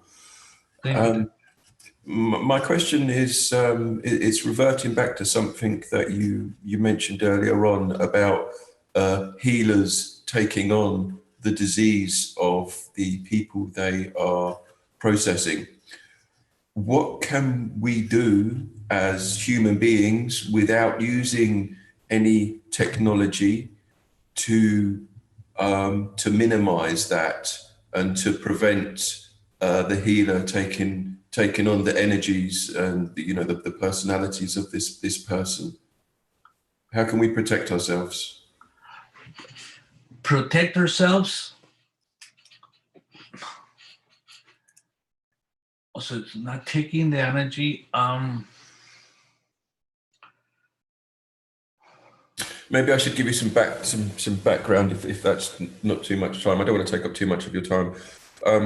I had a friend come and live with me for a month, and he was bipolar, and he stayed for a month. And when he left, I had taken on many traits in his personality and his energies, and it caused a huge disturbance for me for many months. And it took me like 4 or 5 months to get myself back to my normal self. And I have not finished with him. There is a lot of work that I wish to do with him, but I can't go through situations like that again. And I just wish to be able to,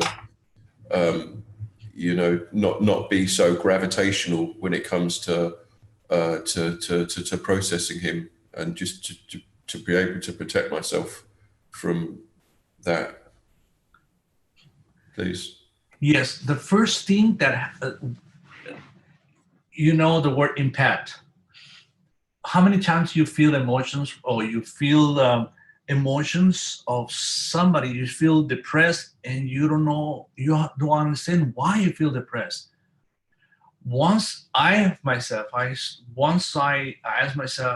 if their emotions are not mine, who they might have been?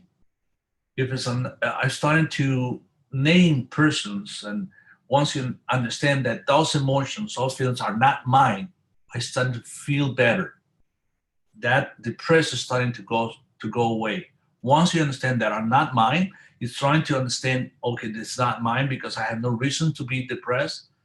I start to feel better. But if I understand what those emotions from what person come from, that release that energy.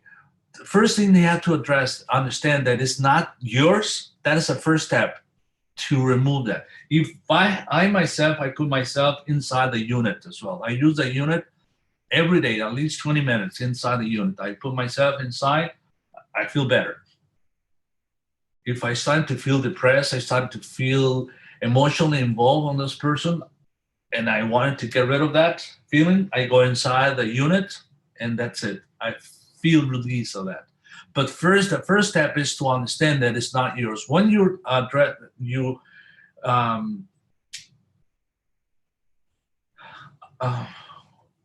what's I called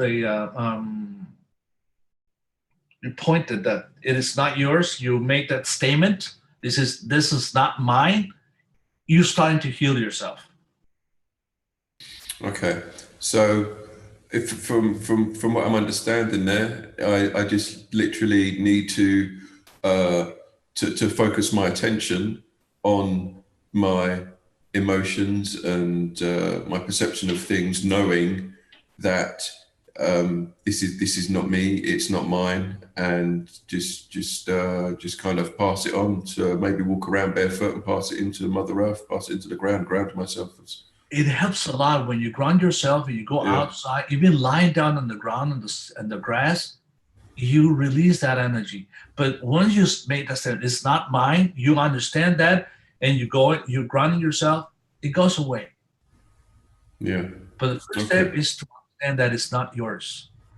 And that happened a lot of, as I said, I've known many healers that they start to have different diseases because they're involved on those emotions, they're involved in those people, and they have understood, they received that energy, they got that energy.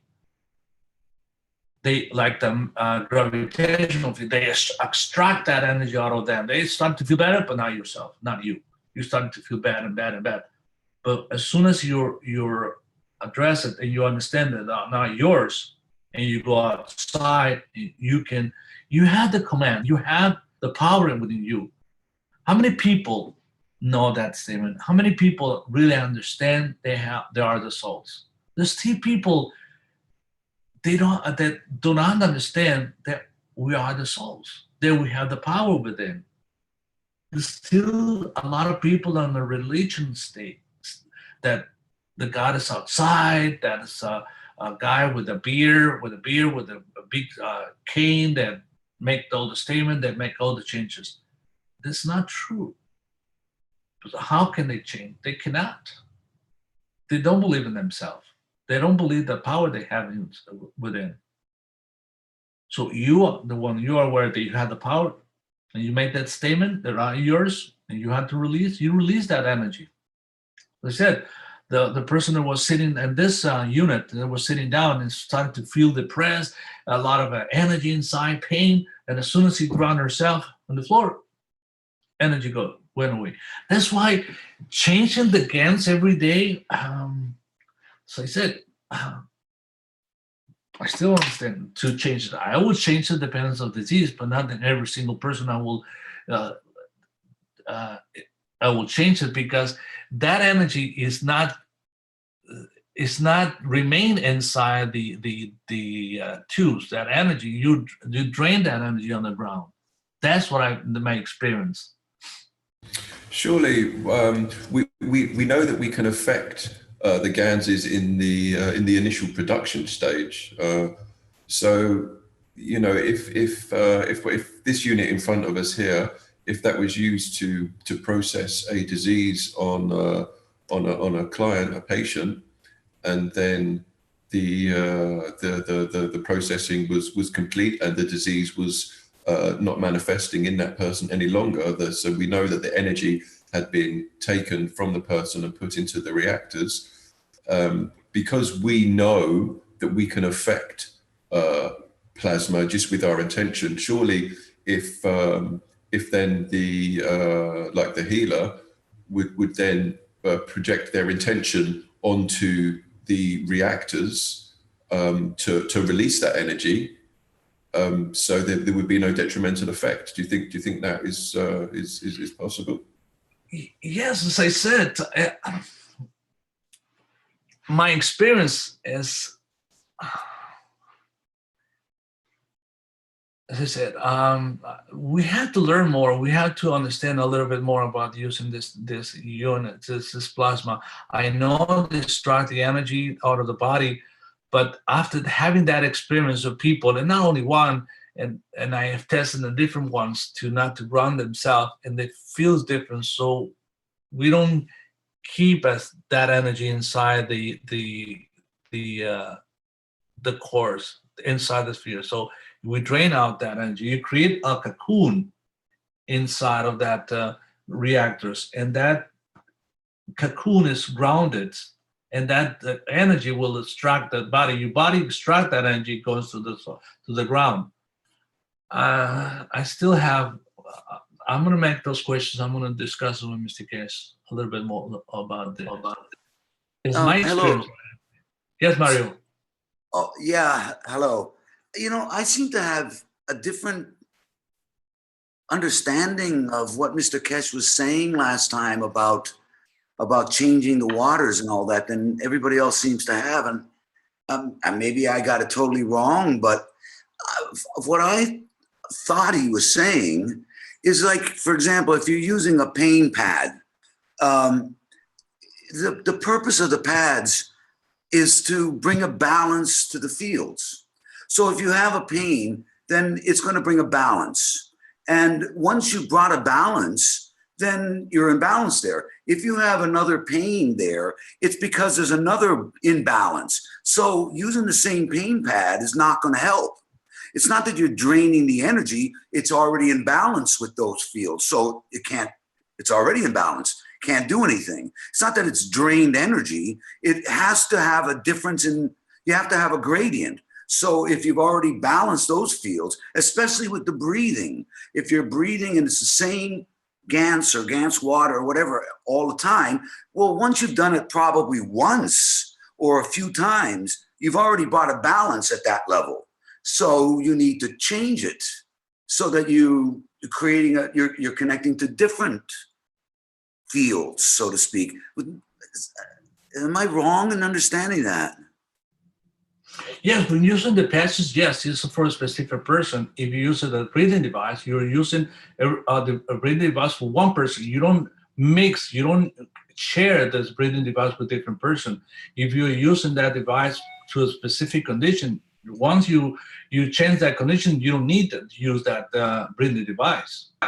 Well, yeah, but that I'm not. I know. Yes, yes, of course, right. I understand that. No, I mean the same person.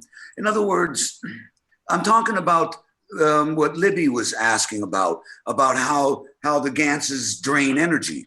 My understanding was they don't run out of energy. They still have the energy, but they can only bring balance. So if you're using the same pain pad and you've already brought a balance to what that linked to. If you still have a pain, it's because you have a pain in another layer, so that you have to change the GANS material or the GANS water. And the same thing with the breathing. Once you've brought a balance, well, it can't do anything else. It can only balance. So if you change the water regularly, then you're constantly getting different fields from the spectrum. And so you can always get an exchange of energy. Whereas if you're using the same one again and again and again and again, it's not that it's lost its energy, it's that there's no more gradient. Those are in balance already with what it's connected to. I don't know if that makes sense. It brings balance to your body. Your body is the one who brings it balance, not the GANS. It's your body. Well, yes, but I mean, it's connecting to the pads so that it's making a connection, and then you get amplitude increase. The way I look at it, you create an interaction, and that interaction allows your body to bring a balance to it. So, I mean, it's definitely the pain pads are having an effect in interacting, but that's the point, is they can interact until they come into balance. And then once they come into balance, you don't need that pain pad anymore. If you still want to have, you need more, then you change the water, you're changing the frequency a little bit. So you're linking to something else. If you're just linking to the same one and it's already in balance, you're not going to have any more effect. I with all respect, I disagree a little bit with that, because I have used in people, or the same people that have, as you said, pain in one part of the body. One spot of the body using a CO2 patch, or two different CO2 patches, and the pain goes away and it feels good. And they have pain in a different part of the body using the same pad, the same patches, and they get rid of that pain. So the body's using the same patch. Well, yes, but you're not using it. If the pain comes back to that same spot, you probably need to change the pad, right? I mean, you're using it on a different part of the body, then it's going to link there. But if you have a shoulder pain and you use the patch and it works, but then the pain come back, it's because there's another layer that's out of tune or out of balance. So you change the water. If you put the same patch on there, it probably wouldn't work. No, I mean, Well, let's put it this way. If you have you said the shoulder, you have a shoulder pain. What is the reason? What is the cause of that pain? If a ligament, torn ligament, is a bone problem, if you use only a CO2 patch, it will diminish the pain, but it's not going to resolve the issue. So you have to use a patch with a different mix of GANS in order to bring that elements that the ligaments or the bone needs in order to repair itself. Then you're going to get rid of the pain. But if you're using just the CO2 patches for the pain, that you get rid the help for the pain for 1 day or probably 2 days, and that it doesn't help you, it's not because you bring balance to the body.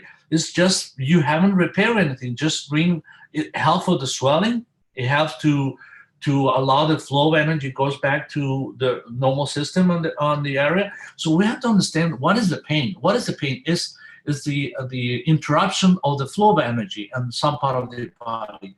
When you use a pen or use a patch, it helps to bring that energy that's leaking back to the flow of energy of your body. That is pain. It's not that the patch has extract that pain out of your body. What it did is only to allow the continue all the flow energy in your body. That's what the pain disappeared. Not because the patch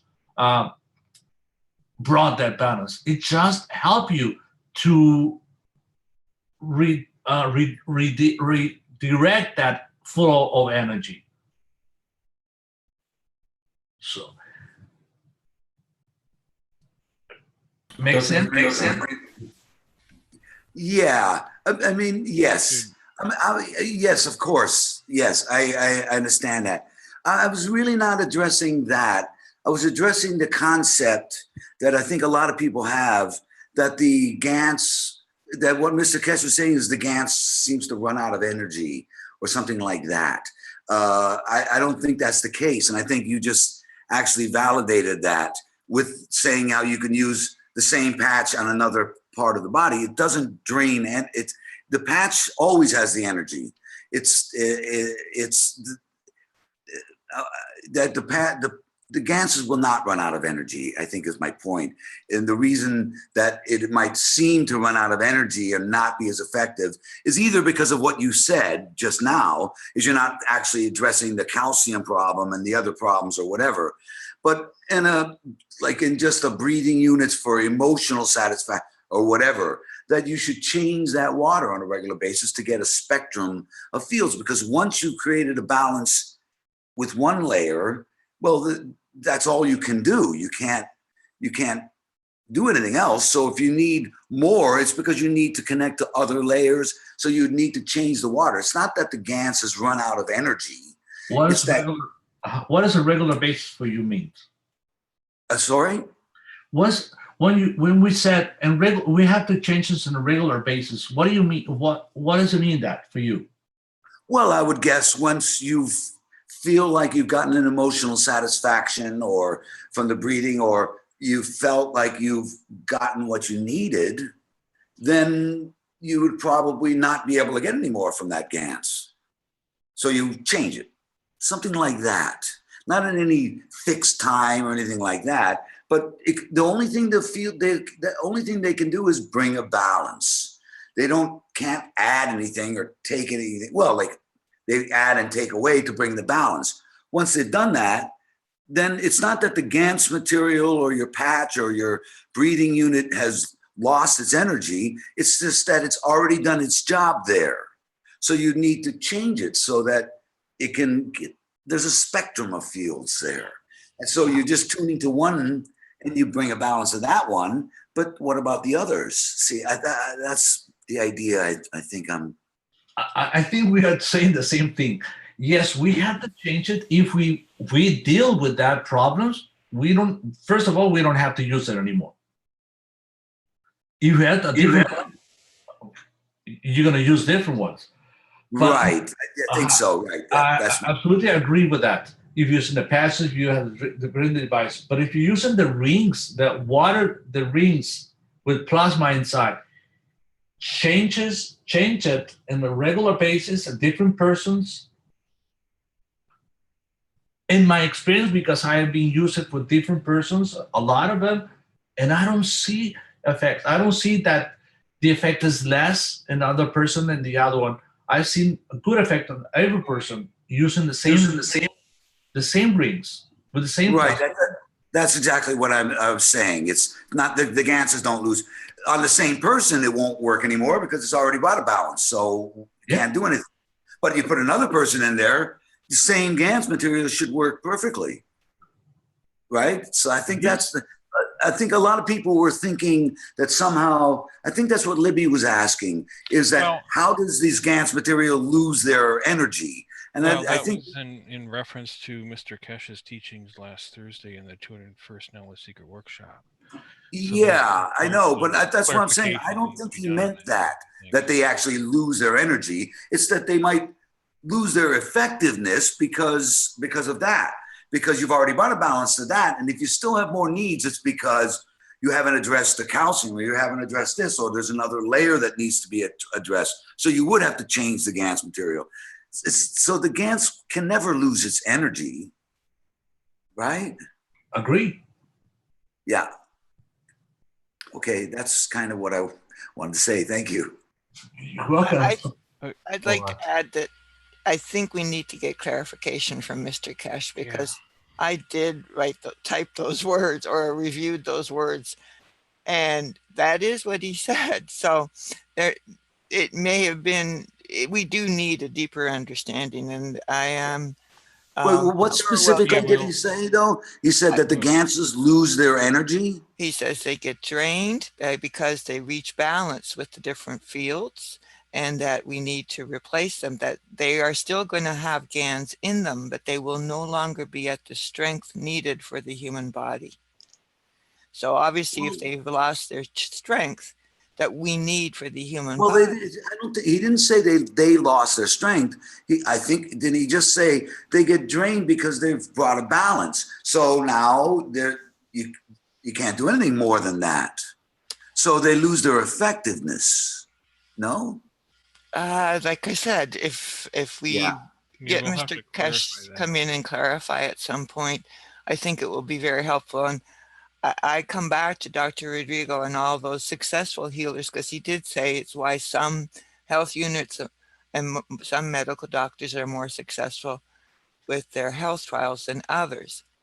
Because, and that's where I think it comes back to the intention of the soul, who's creating these devices and working with people. That, from my understanding, is just mine at this point, but that it is that power of our souls, the power of our intention, that beyond the GANSes keeps the energy going. But that's why I said I really would love clarification from Mr. Keshe when he has an opportunity.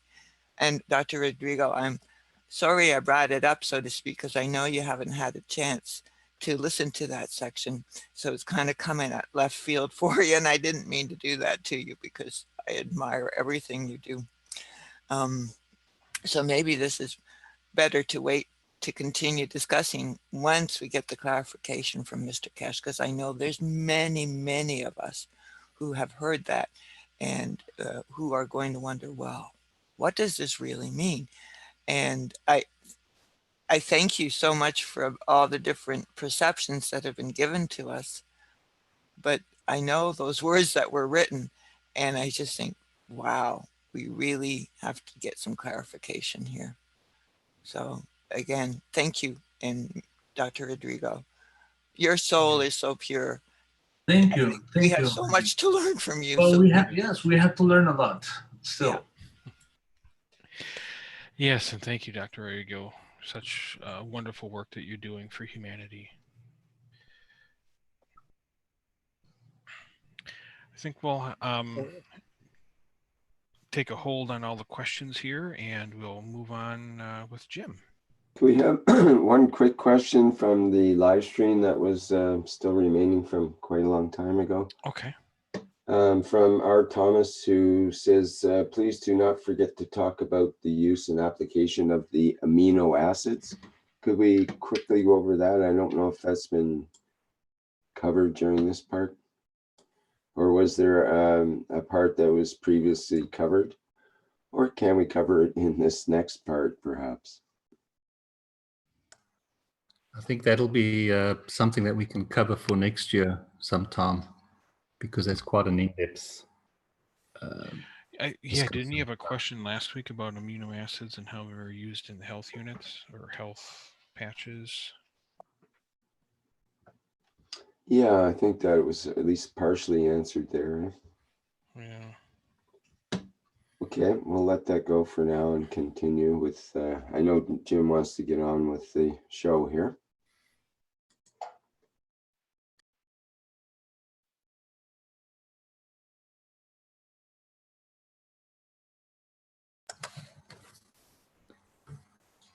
All right, so we've come to the end of part 12, and we hope that you have learned from all the different speakers that have come on, all the different aspects of this technology, because it does cover an enormous amount of work and will continue to do so for many, many years.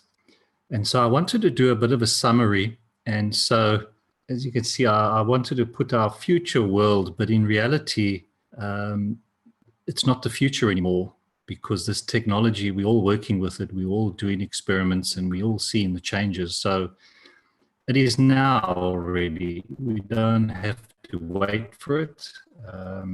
It's this technology is here and it's changing the world already. So there is no more future, no more waiting. So we've had a look at 11 parts, and so we have to look at how this technology is going to change the way we live. You know, why are we learning this technology? Why do we have to try and study this, and what is it going to do to change our world? So in the very first workshop, I had covered all these different aspects from nanomaterials. So I'm just going to go through each one in a bit of a summary. And when one looks at the nanotechnology, you know, at first, many of us thought that it's just a simple case of putting on some layers onto a piece of copper, and as long as it becomes a black piece of copper, then it's fine. But there's a lot of science behind the nano layering, and there's a lot of meaning behind the nano layering, where each one of these tiny little atoms will find their position in relation to one another. And that's exactly how we operate. That's exactly how each and every one of the GANSs operate. So from understanding the nano layering, we've understood a lot of aspects and how it relates to health and agriculture and even operating our soul.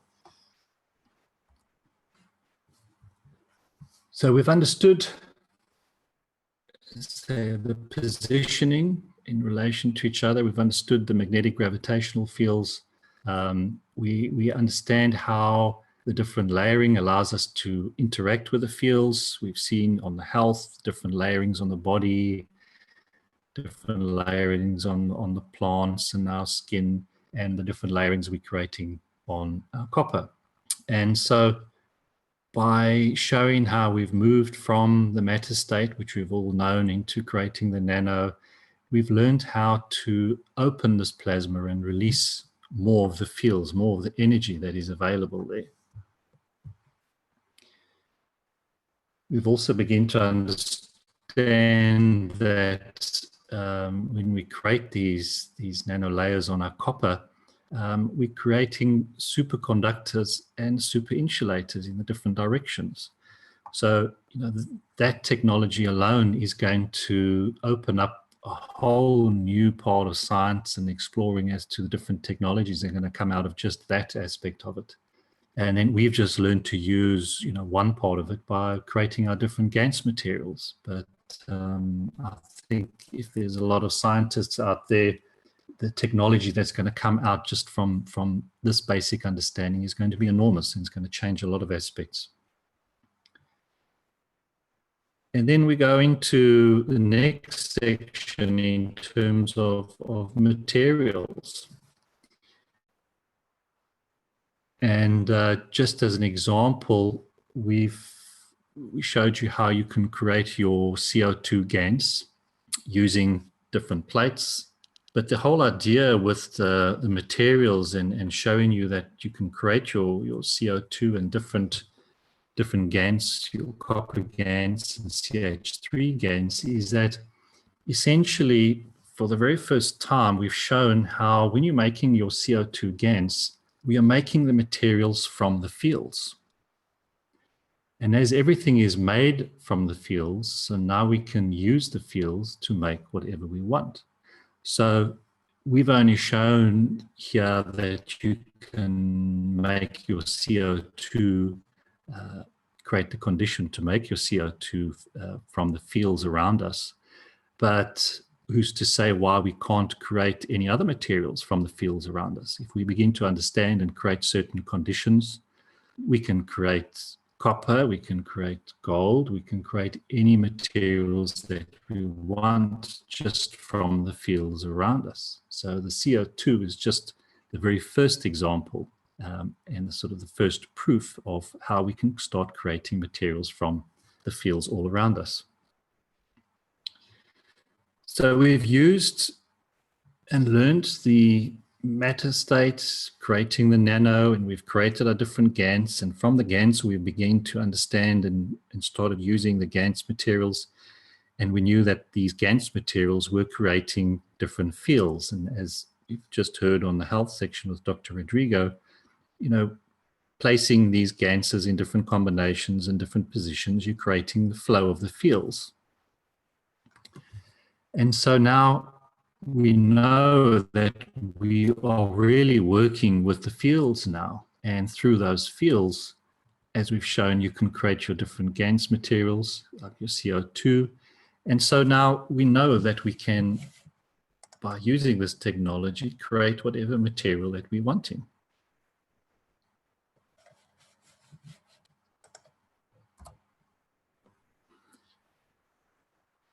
When we look at the agriculture side of things, we've shown, just with a few experiments, the effects on longer shelf life, producing healthy produce and longer shelf life. We've shown effects of increased yield that we're getting.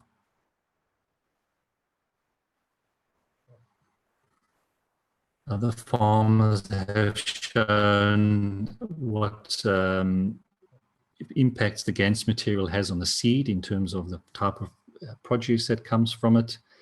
A lot of us have seen reduced pests on our plants, and so there'll be less need for pesticides. We've seen a lot of people growing crops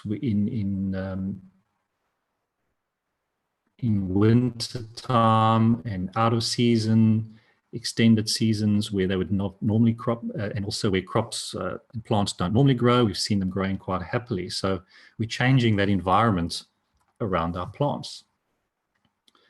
So we've seen with agriculture, just with a few people around the world doing different experiments, we've seen results using this plasma technology.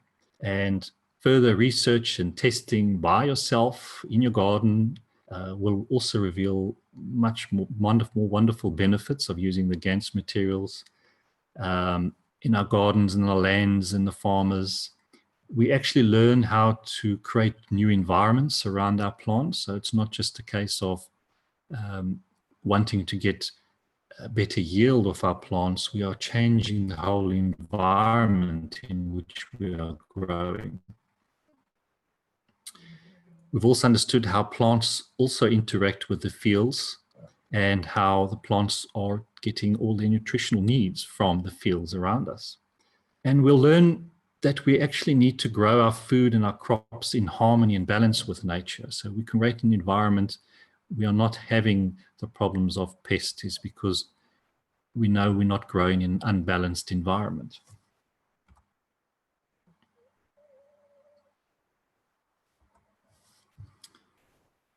And when we look at our total environment beyond just farming, we understand that everything in nature is alive and has a soul. So every plant, every creature out there has a soul and it's alive. And just this simple understanding is going to change the way that we view nature out there. So it's not a case of use and abuse anymore. It's a case of understanding that there are other creatures out there that we've been living with all this time, and we need to understand and appreciate them and start working in harmony with our environment.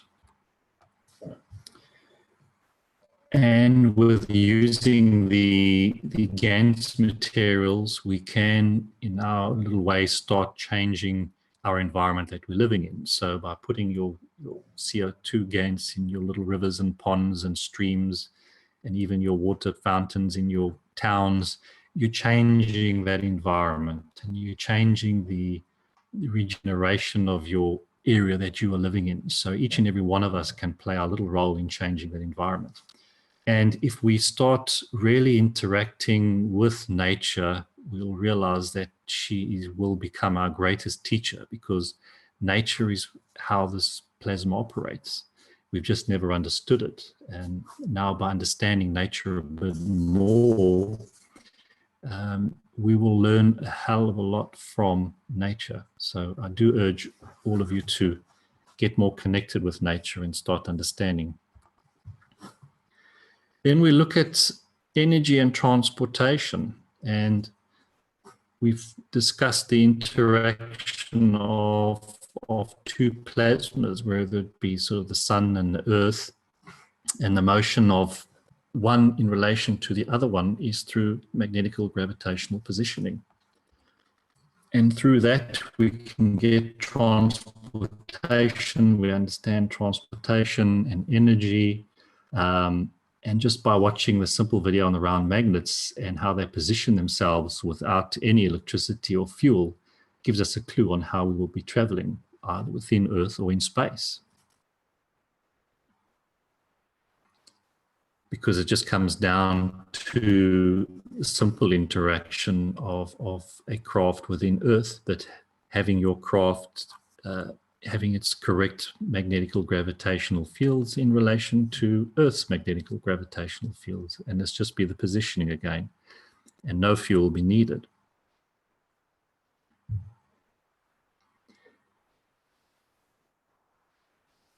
And so the plasma science is really the understanding about the knowledge and the energy of the universe, and how we can tap into that energy of the universe.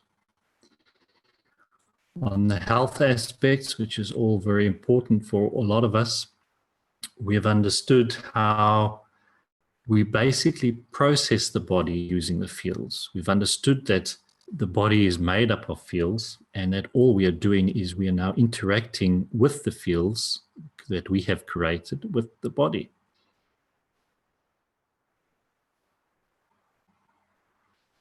So by understanding that our body is just different fields,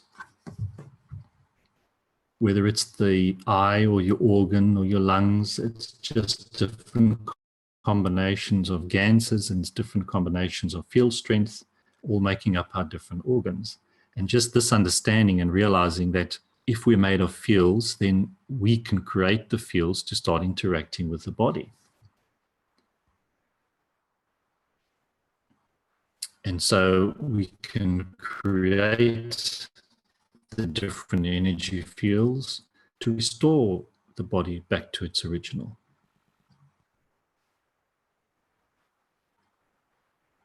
And just like the plants, we've also learned that the body is getting 80% of its energy through the fields around us, and only 20% of the energy from the actual food that we are eating.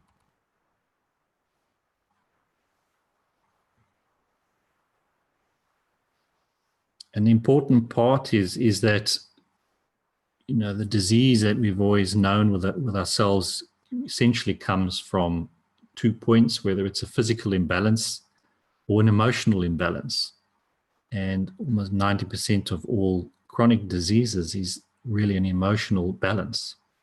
So, and we know that the emotional strength is far stronger than our physical body. So it's a question of, do we fix the physical disease, or do we get right to the cause of the disease, which is our emotions? So it's a whole new understanding of how to tackle and process the diseases in our body. So working on our emotions is going to change our physical body. But with that comes the responsibility that we have for our thoughts and actions, because we are the ones that have been causing the diseases through our thoughts and our actions. So if we've been doing and causing the disease, then we're the ones that have to change it, and we're the ones that can reverse that process.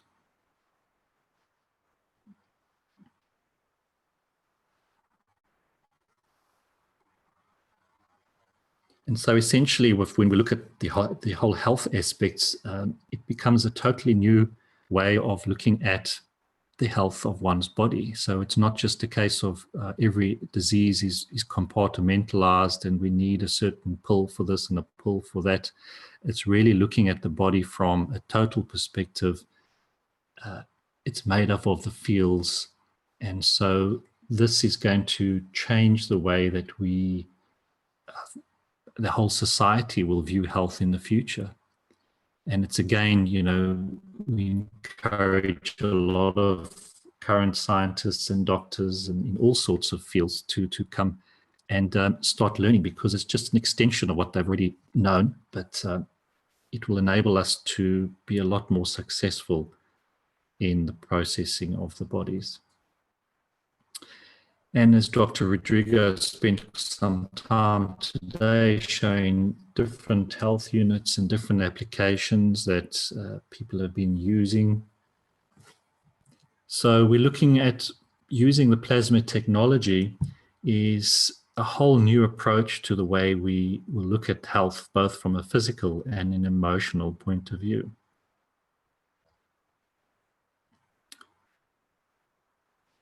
And then we get to our soul.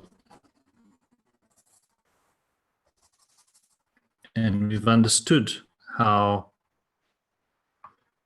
because we're made of all the ganses in the fields, we are essentially a reactor ourselves, and we're a plasma being. We're not just the physical body that we've always thought that we were.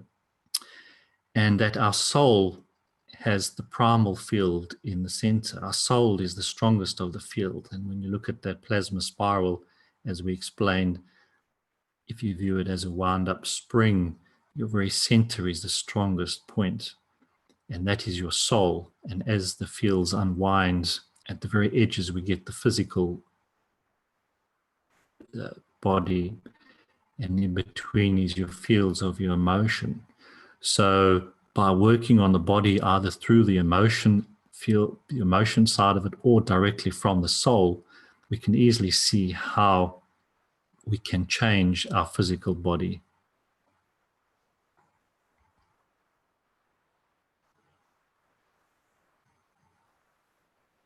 And just a reminder there of a picture of the location of the soul, and it's that really central, strong primal field in the center of the brain. But we've also understood with the soul and us being a living reactor, and if we can view ourselves as a tiny little magnet, so we as a human being are also giving and receiving fields continuously. So we are impacting everything around in our environment. So when we are coming into contact with other people, we are interacting with their fields, they're interacting with our fields. When we go out into nature, and whether it's the plants or the animals, it's just all fields interacting with each other. So we have to become quite aware of what type of fields we are giving, whether it's anger, hatred, or whether it's love, because it comes down to our choice. And it's a case of positioning, you know, when we're in certain environments, just like the magnets, we can learn to position ourselves correctly. When we begin to really understand the operations of our soul, it's really going to change the way that we all live together. Because if we understand that we are all the same, all made from the same fields, then this whole concept of division and barriers through language, or different countries, or different religions, or different political viewpoints becomes all quite obsolete, because we all connected together, we all one family connected with the fields. And so these tiny little divisions become quite pathetic when we look at it from the perspective of the soul.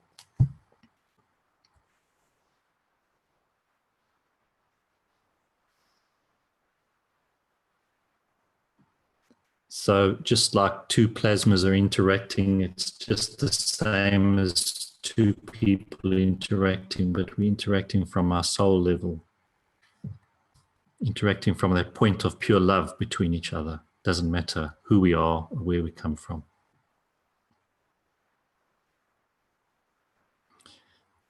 And then we look at sort of the space travel, and now, very simply, we know that space travel becomes a reality, and it's not just going to be in our solar system, but it's going to be in the universe.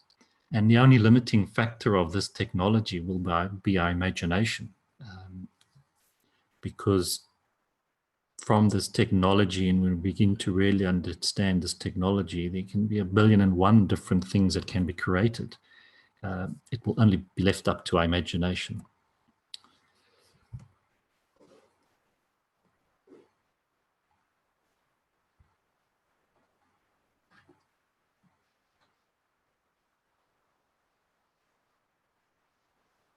So what does this all mean? We've been through and we've shown you different aspects on the health, from a health point of view, and agriculture and energy and soul.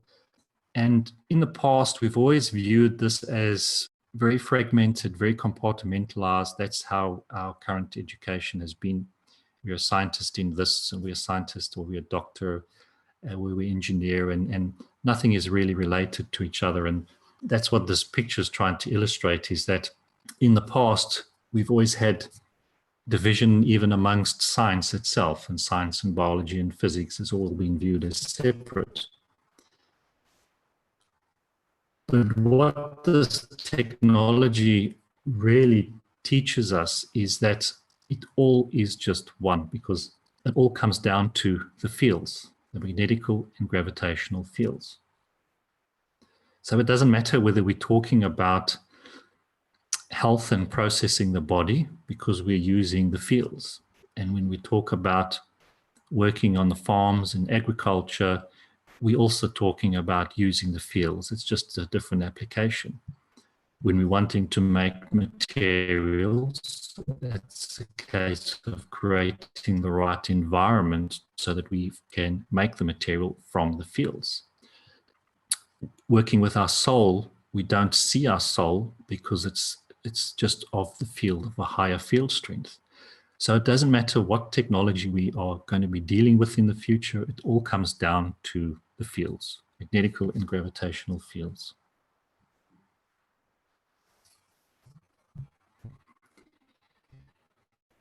And so from now on, we look at everything, it's essentially just the one science. It's the science of the plasma. So when we really study the science, we will just become plasma scientists. It doesn't matter whether you're working on energy, health, or soul, because when you understand how it works in agriculture, you will understand how your body works. And with this technology, you just understand how it works in nature, in your body, in your health, in the solar system. It doesn't really matter. It's just one science of the plasma. And so we hope that we have given you an understanding of this technology. It's a very broad, basic understanding. We wanted to create it into the different compartments to show you the different aspects of this technology and how it works on the health and the body and agriculture. But essentially, we're now bringing it back down to one, and it's just the understanding of the fields. And this is going to really create a whole new world around us and a whole new way of living with the different technology that's going to come out.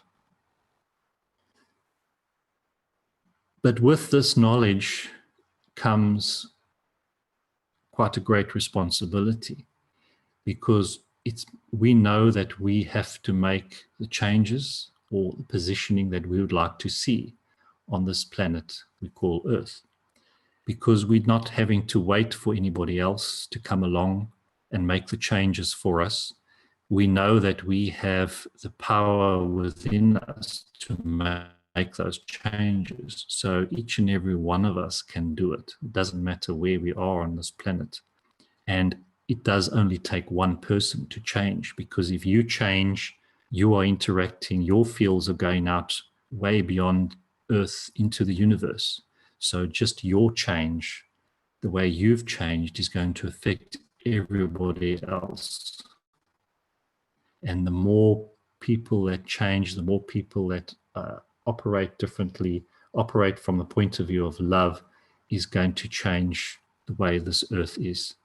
And I think many of us have already felt over the past couple of years, there's been a great shift and change that is taking place. And that's because we've been making the change. You know, we haven't been waiting for somebody else to do it. It's us, and it's our responsibility to do it.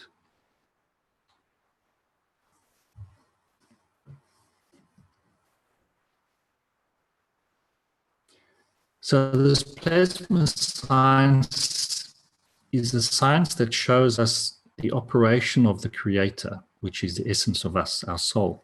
Once we unleash our true potential as creators, we will use this knowledge to begin our true journey, a life of beauty, abundance, and exploration of creation, knowing we can bring anything we wish into being with our unconditional love.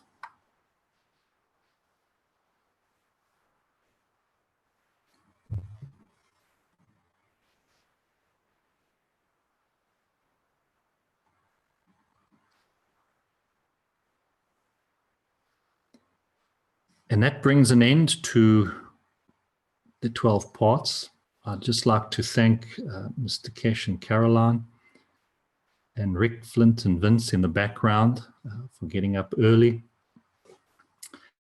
And Sandor with all his knowledge that he's parted with us over this 12 part, same as Dr. Rodrigo as well. Lisa, Dr. Gatwa, and the transcriber team who in the background transcribe all these workshops so that it can be distributed in the different languages. Also like to thank all the language teachers who are teaching everybody around the world, and the private students who helped to contribute and put together a lot of this material many months ago. Thank you very much. And all who participated and added to this collection of knowledge and the fields that we've generated through these 12-part workshops. And we hope that you have learned something and feel inspired to want to learn more, because it comes down to your responsibility. If you want to see the change in the world, then it's up to you. And it's up to you to then educate yourself in how to use this technology. And so we do encourage you to participate in all the different programs that we have on offer, because we need every one of you to understand this technology and build your knowledge, because as your knowledge builds, so we start building the knowledge on this planet. And thank you very much.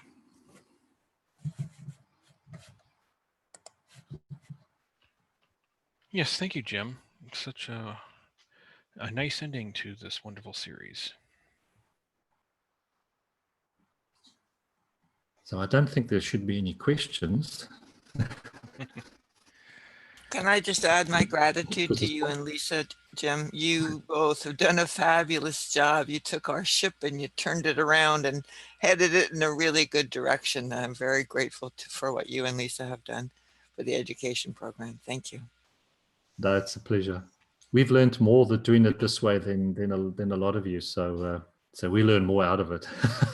So. Hello, this is Boniface. Yes. Want to thank you, Jim, for putting this program together, and all the presenters, and congratulate you for going through all 12 of them.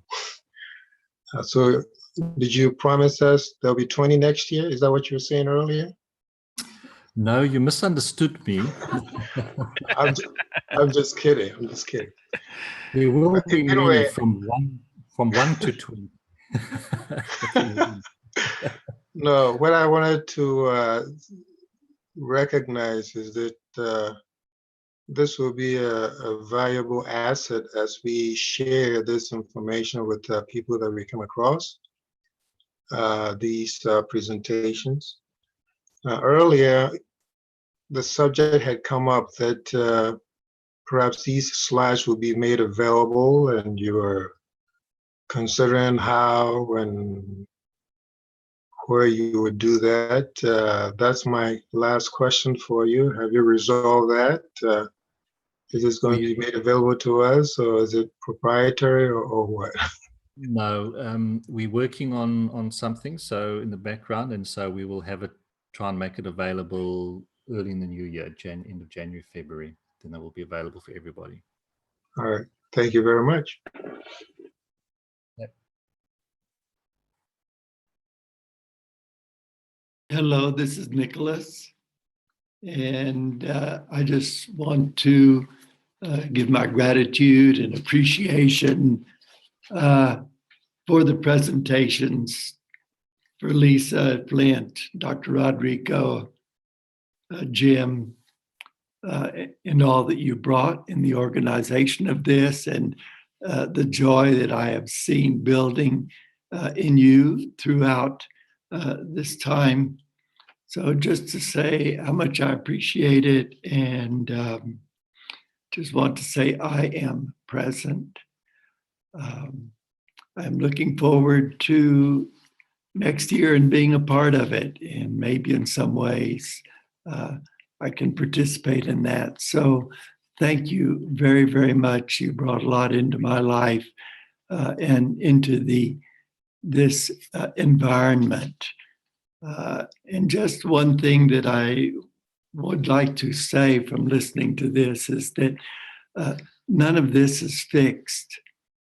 What we're looking at here in science, in plasma technology, we have seen, I see it a little bit, that we are creating a language that we grow into, that we don't know how to put into words because we're dealing with something that doesn't come from words. So in creating this language is a part of the environment. And as so many have said, we're just beginning that. So I see this language developing and I kind of wear it. It's a part of me. It's not fixed. There's no formula for saying when that water is no longer potent or not potent. You need to know that. We need to know that now. We need to be able to feel that from the water that says, I'm no longer potent, recycle me, put me into the garden or the fields and draw new water forth for whatever reason. We're breathing this environment through all of our devices, through our intention, and through a great degree from each other in this worldwide community that is forming so much around these workshops where we can tune in from all over the planet. So thank you so much. I appreciate everyone and have a beautiful break. We will see you next year, and much love.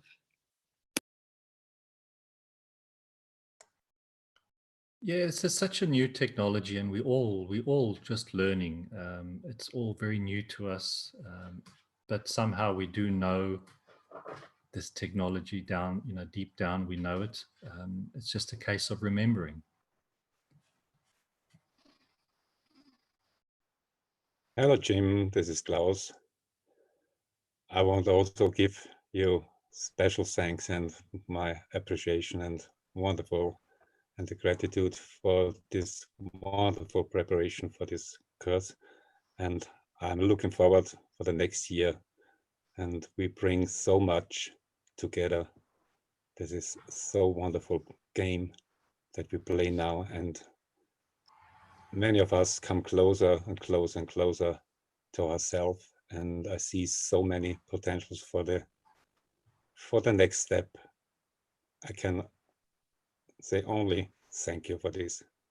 And all the stuff together to Mr. Keshe, Caroline, as you mentioned, Rick Flint, and all the wonderful beings that be involved in this. And we bring it together and bring it to the next step forward. Thank you and have a good time. Thanks, Klaus. We're all building the fields, every single one of us in our own way. We're building the fields of change. So creating what we would like to see. Yes, for sure. And every day the fields become stronger and stronger and become more and more a new standard on this wonderful blue, green, and white planet. Thanks.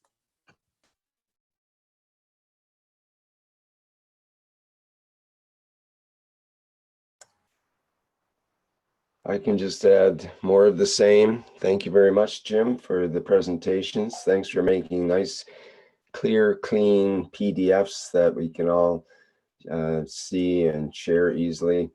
And thanks comes from the people in the live stream as well, and from other social media that have expressed their appreciation for this series, because it's so basic, and it's what a lot of people have needed to round out their education in the plasma technology. So thank you very much. Yeah, it's a group effort, it can only be done because of all of us. So. And it's been an honor to be able to host it. So I thank you for being here. It's been a pleasure.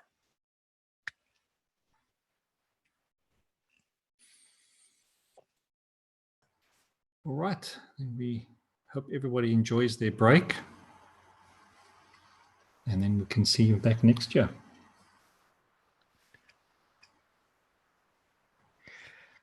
Okay. Thank you, Jim.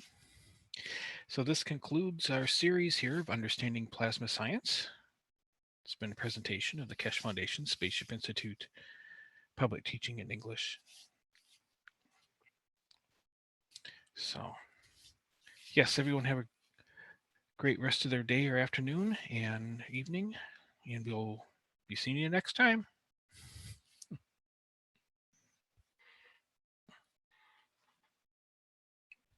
Bye for now.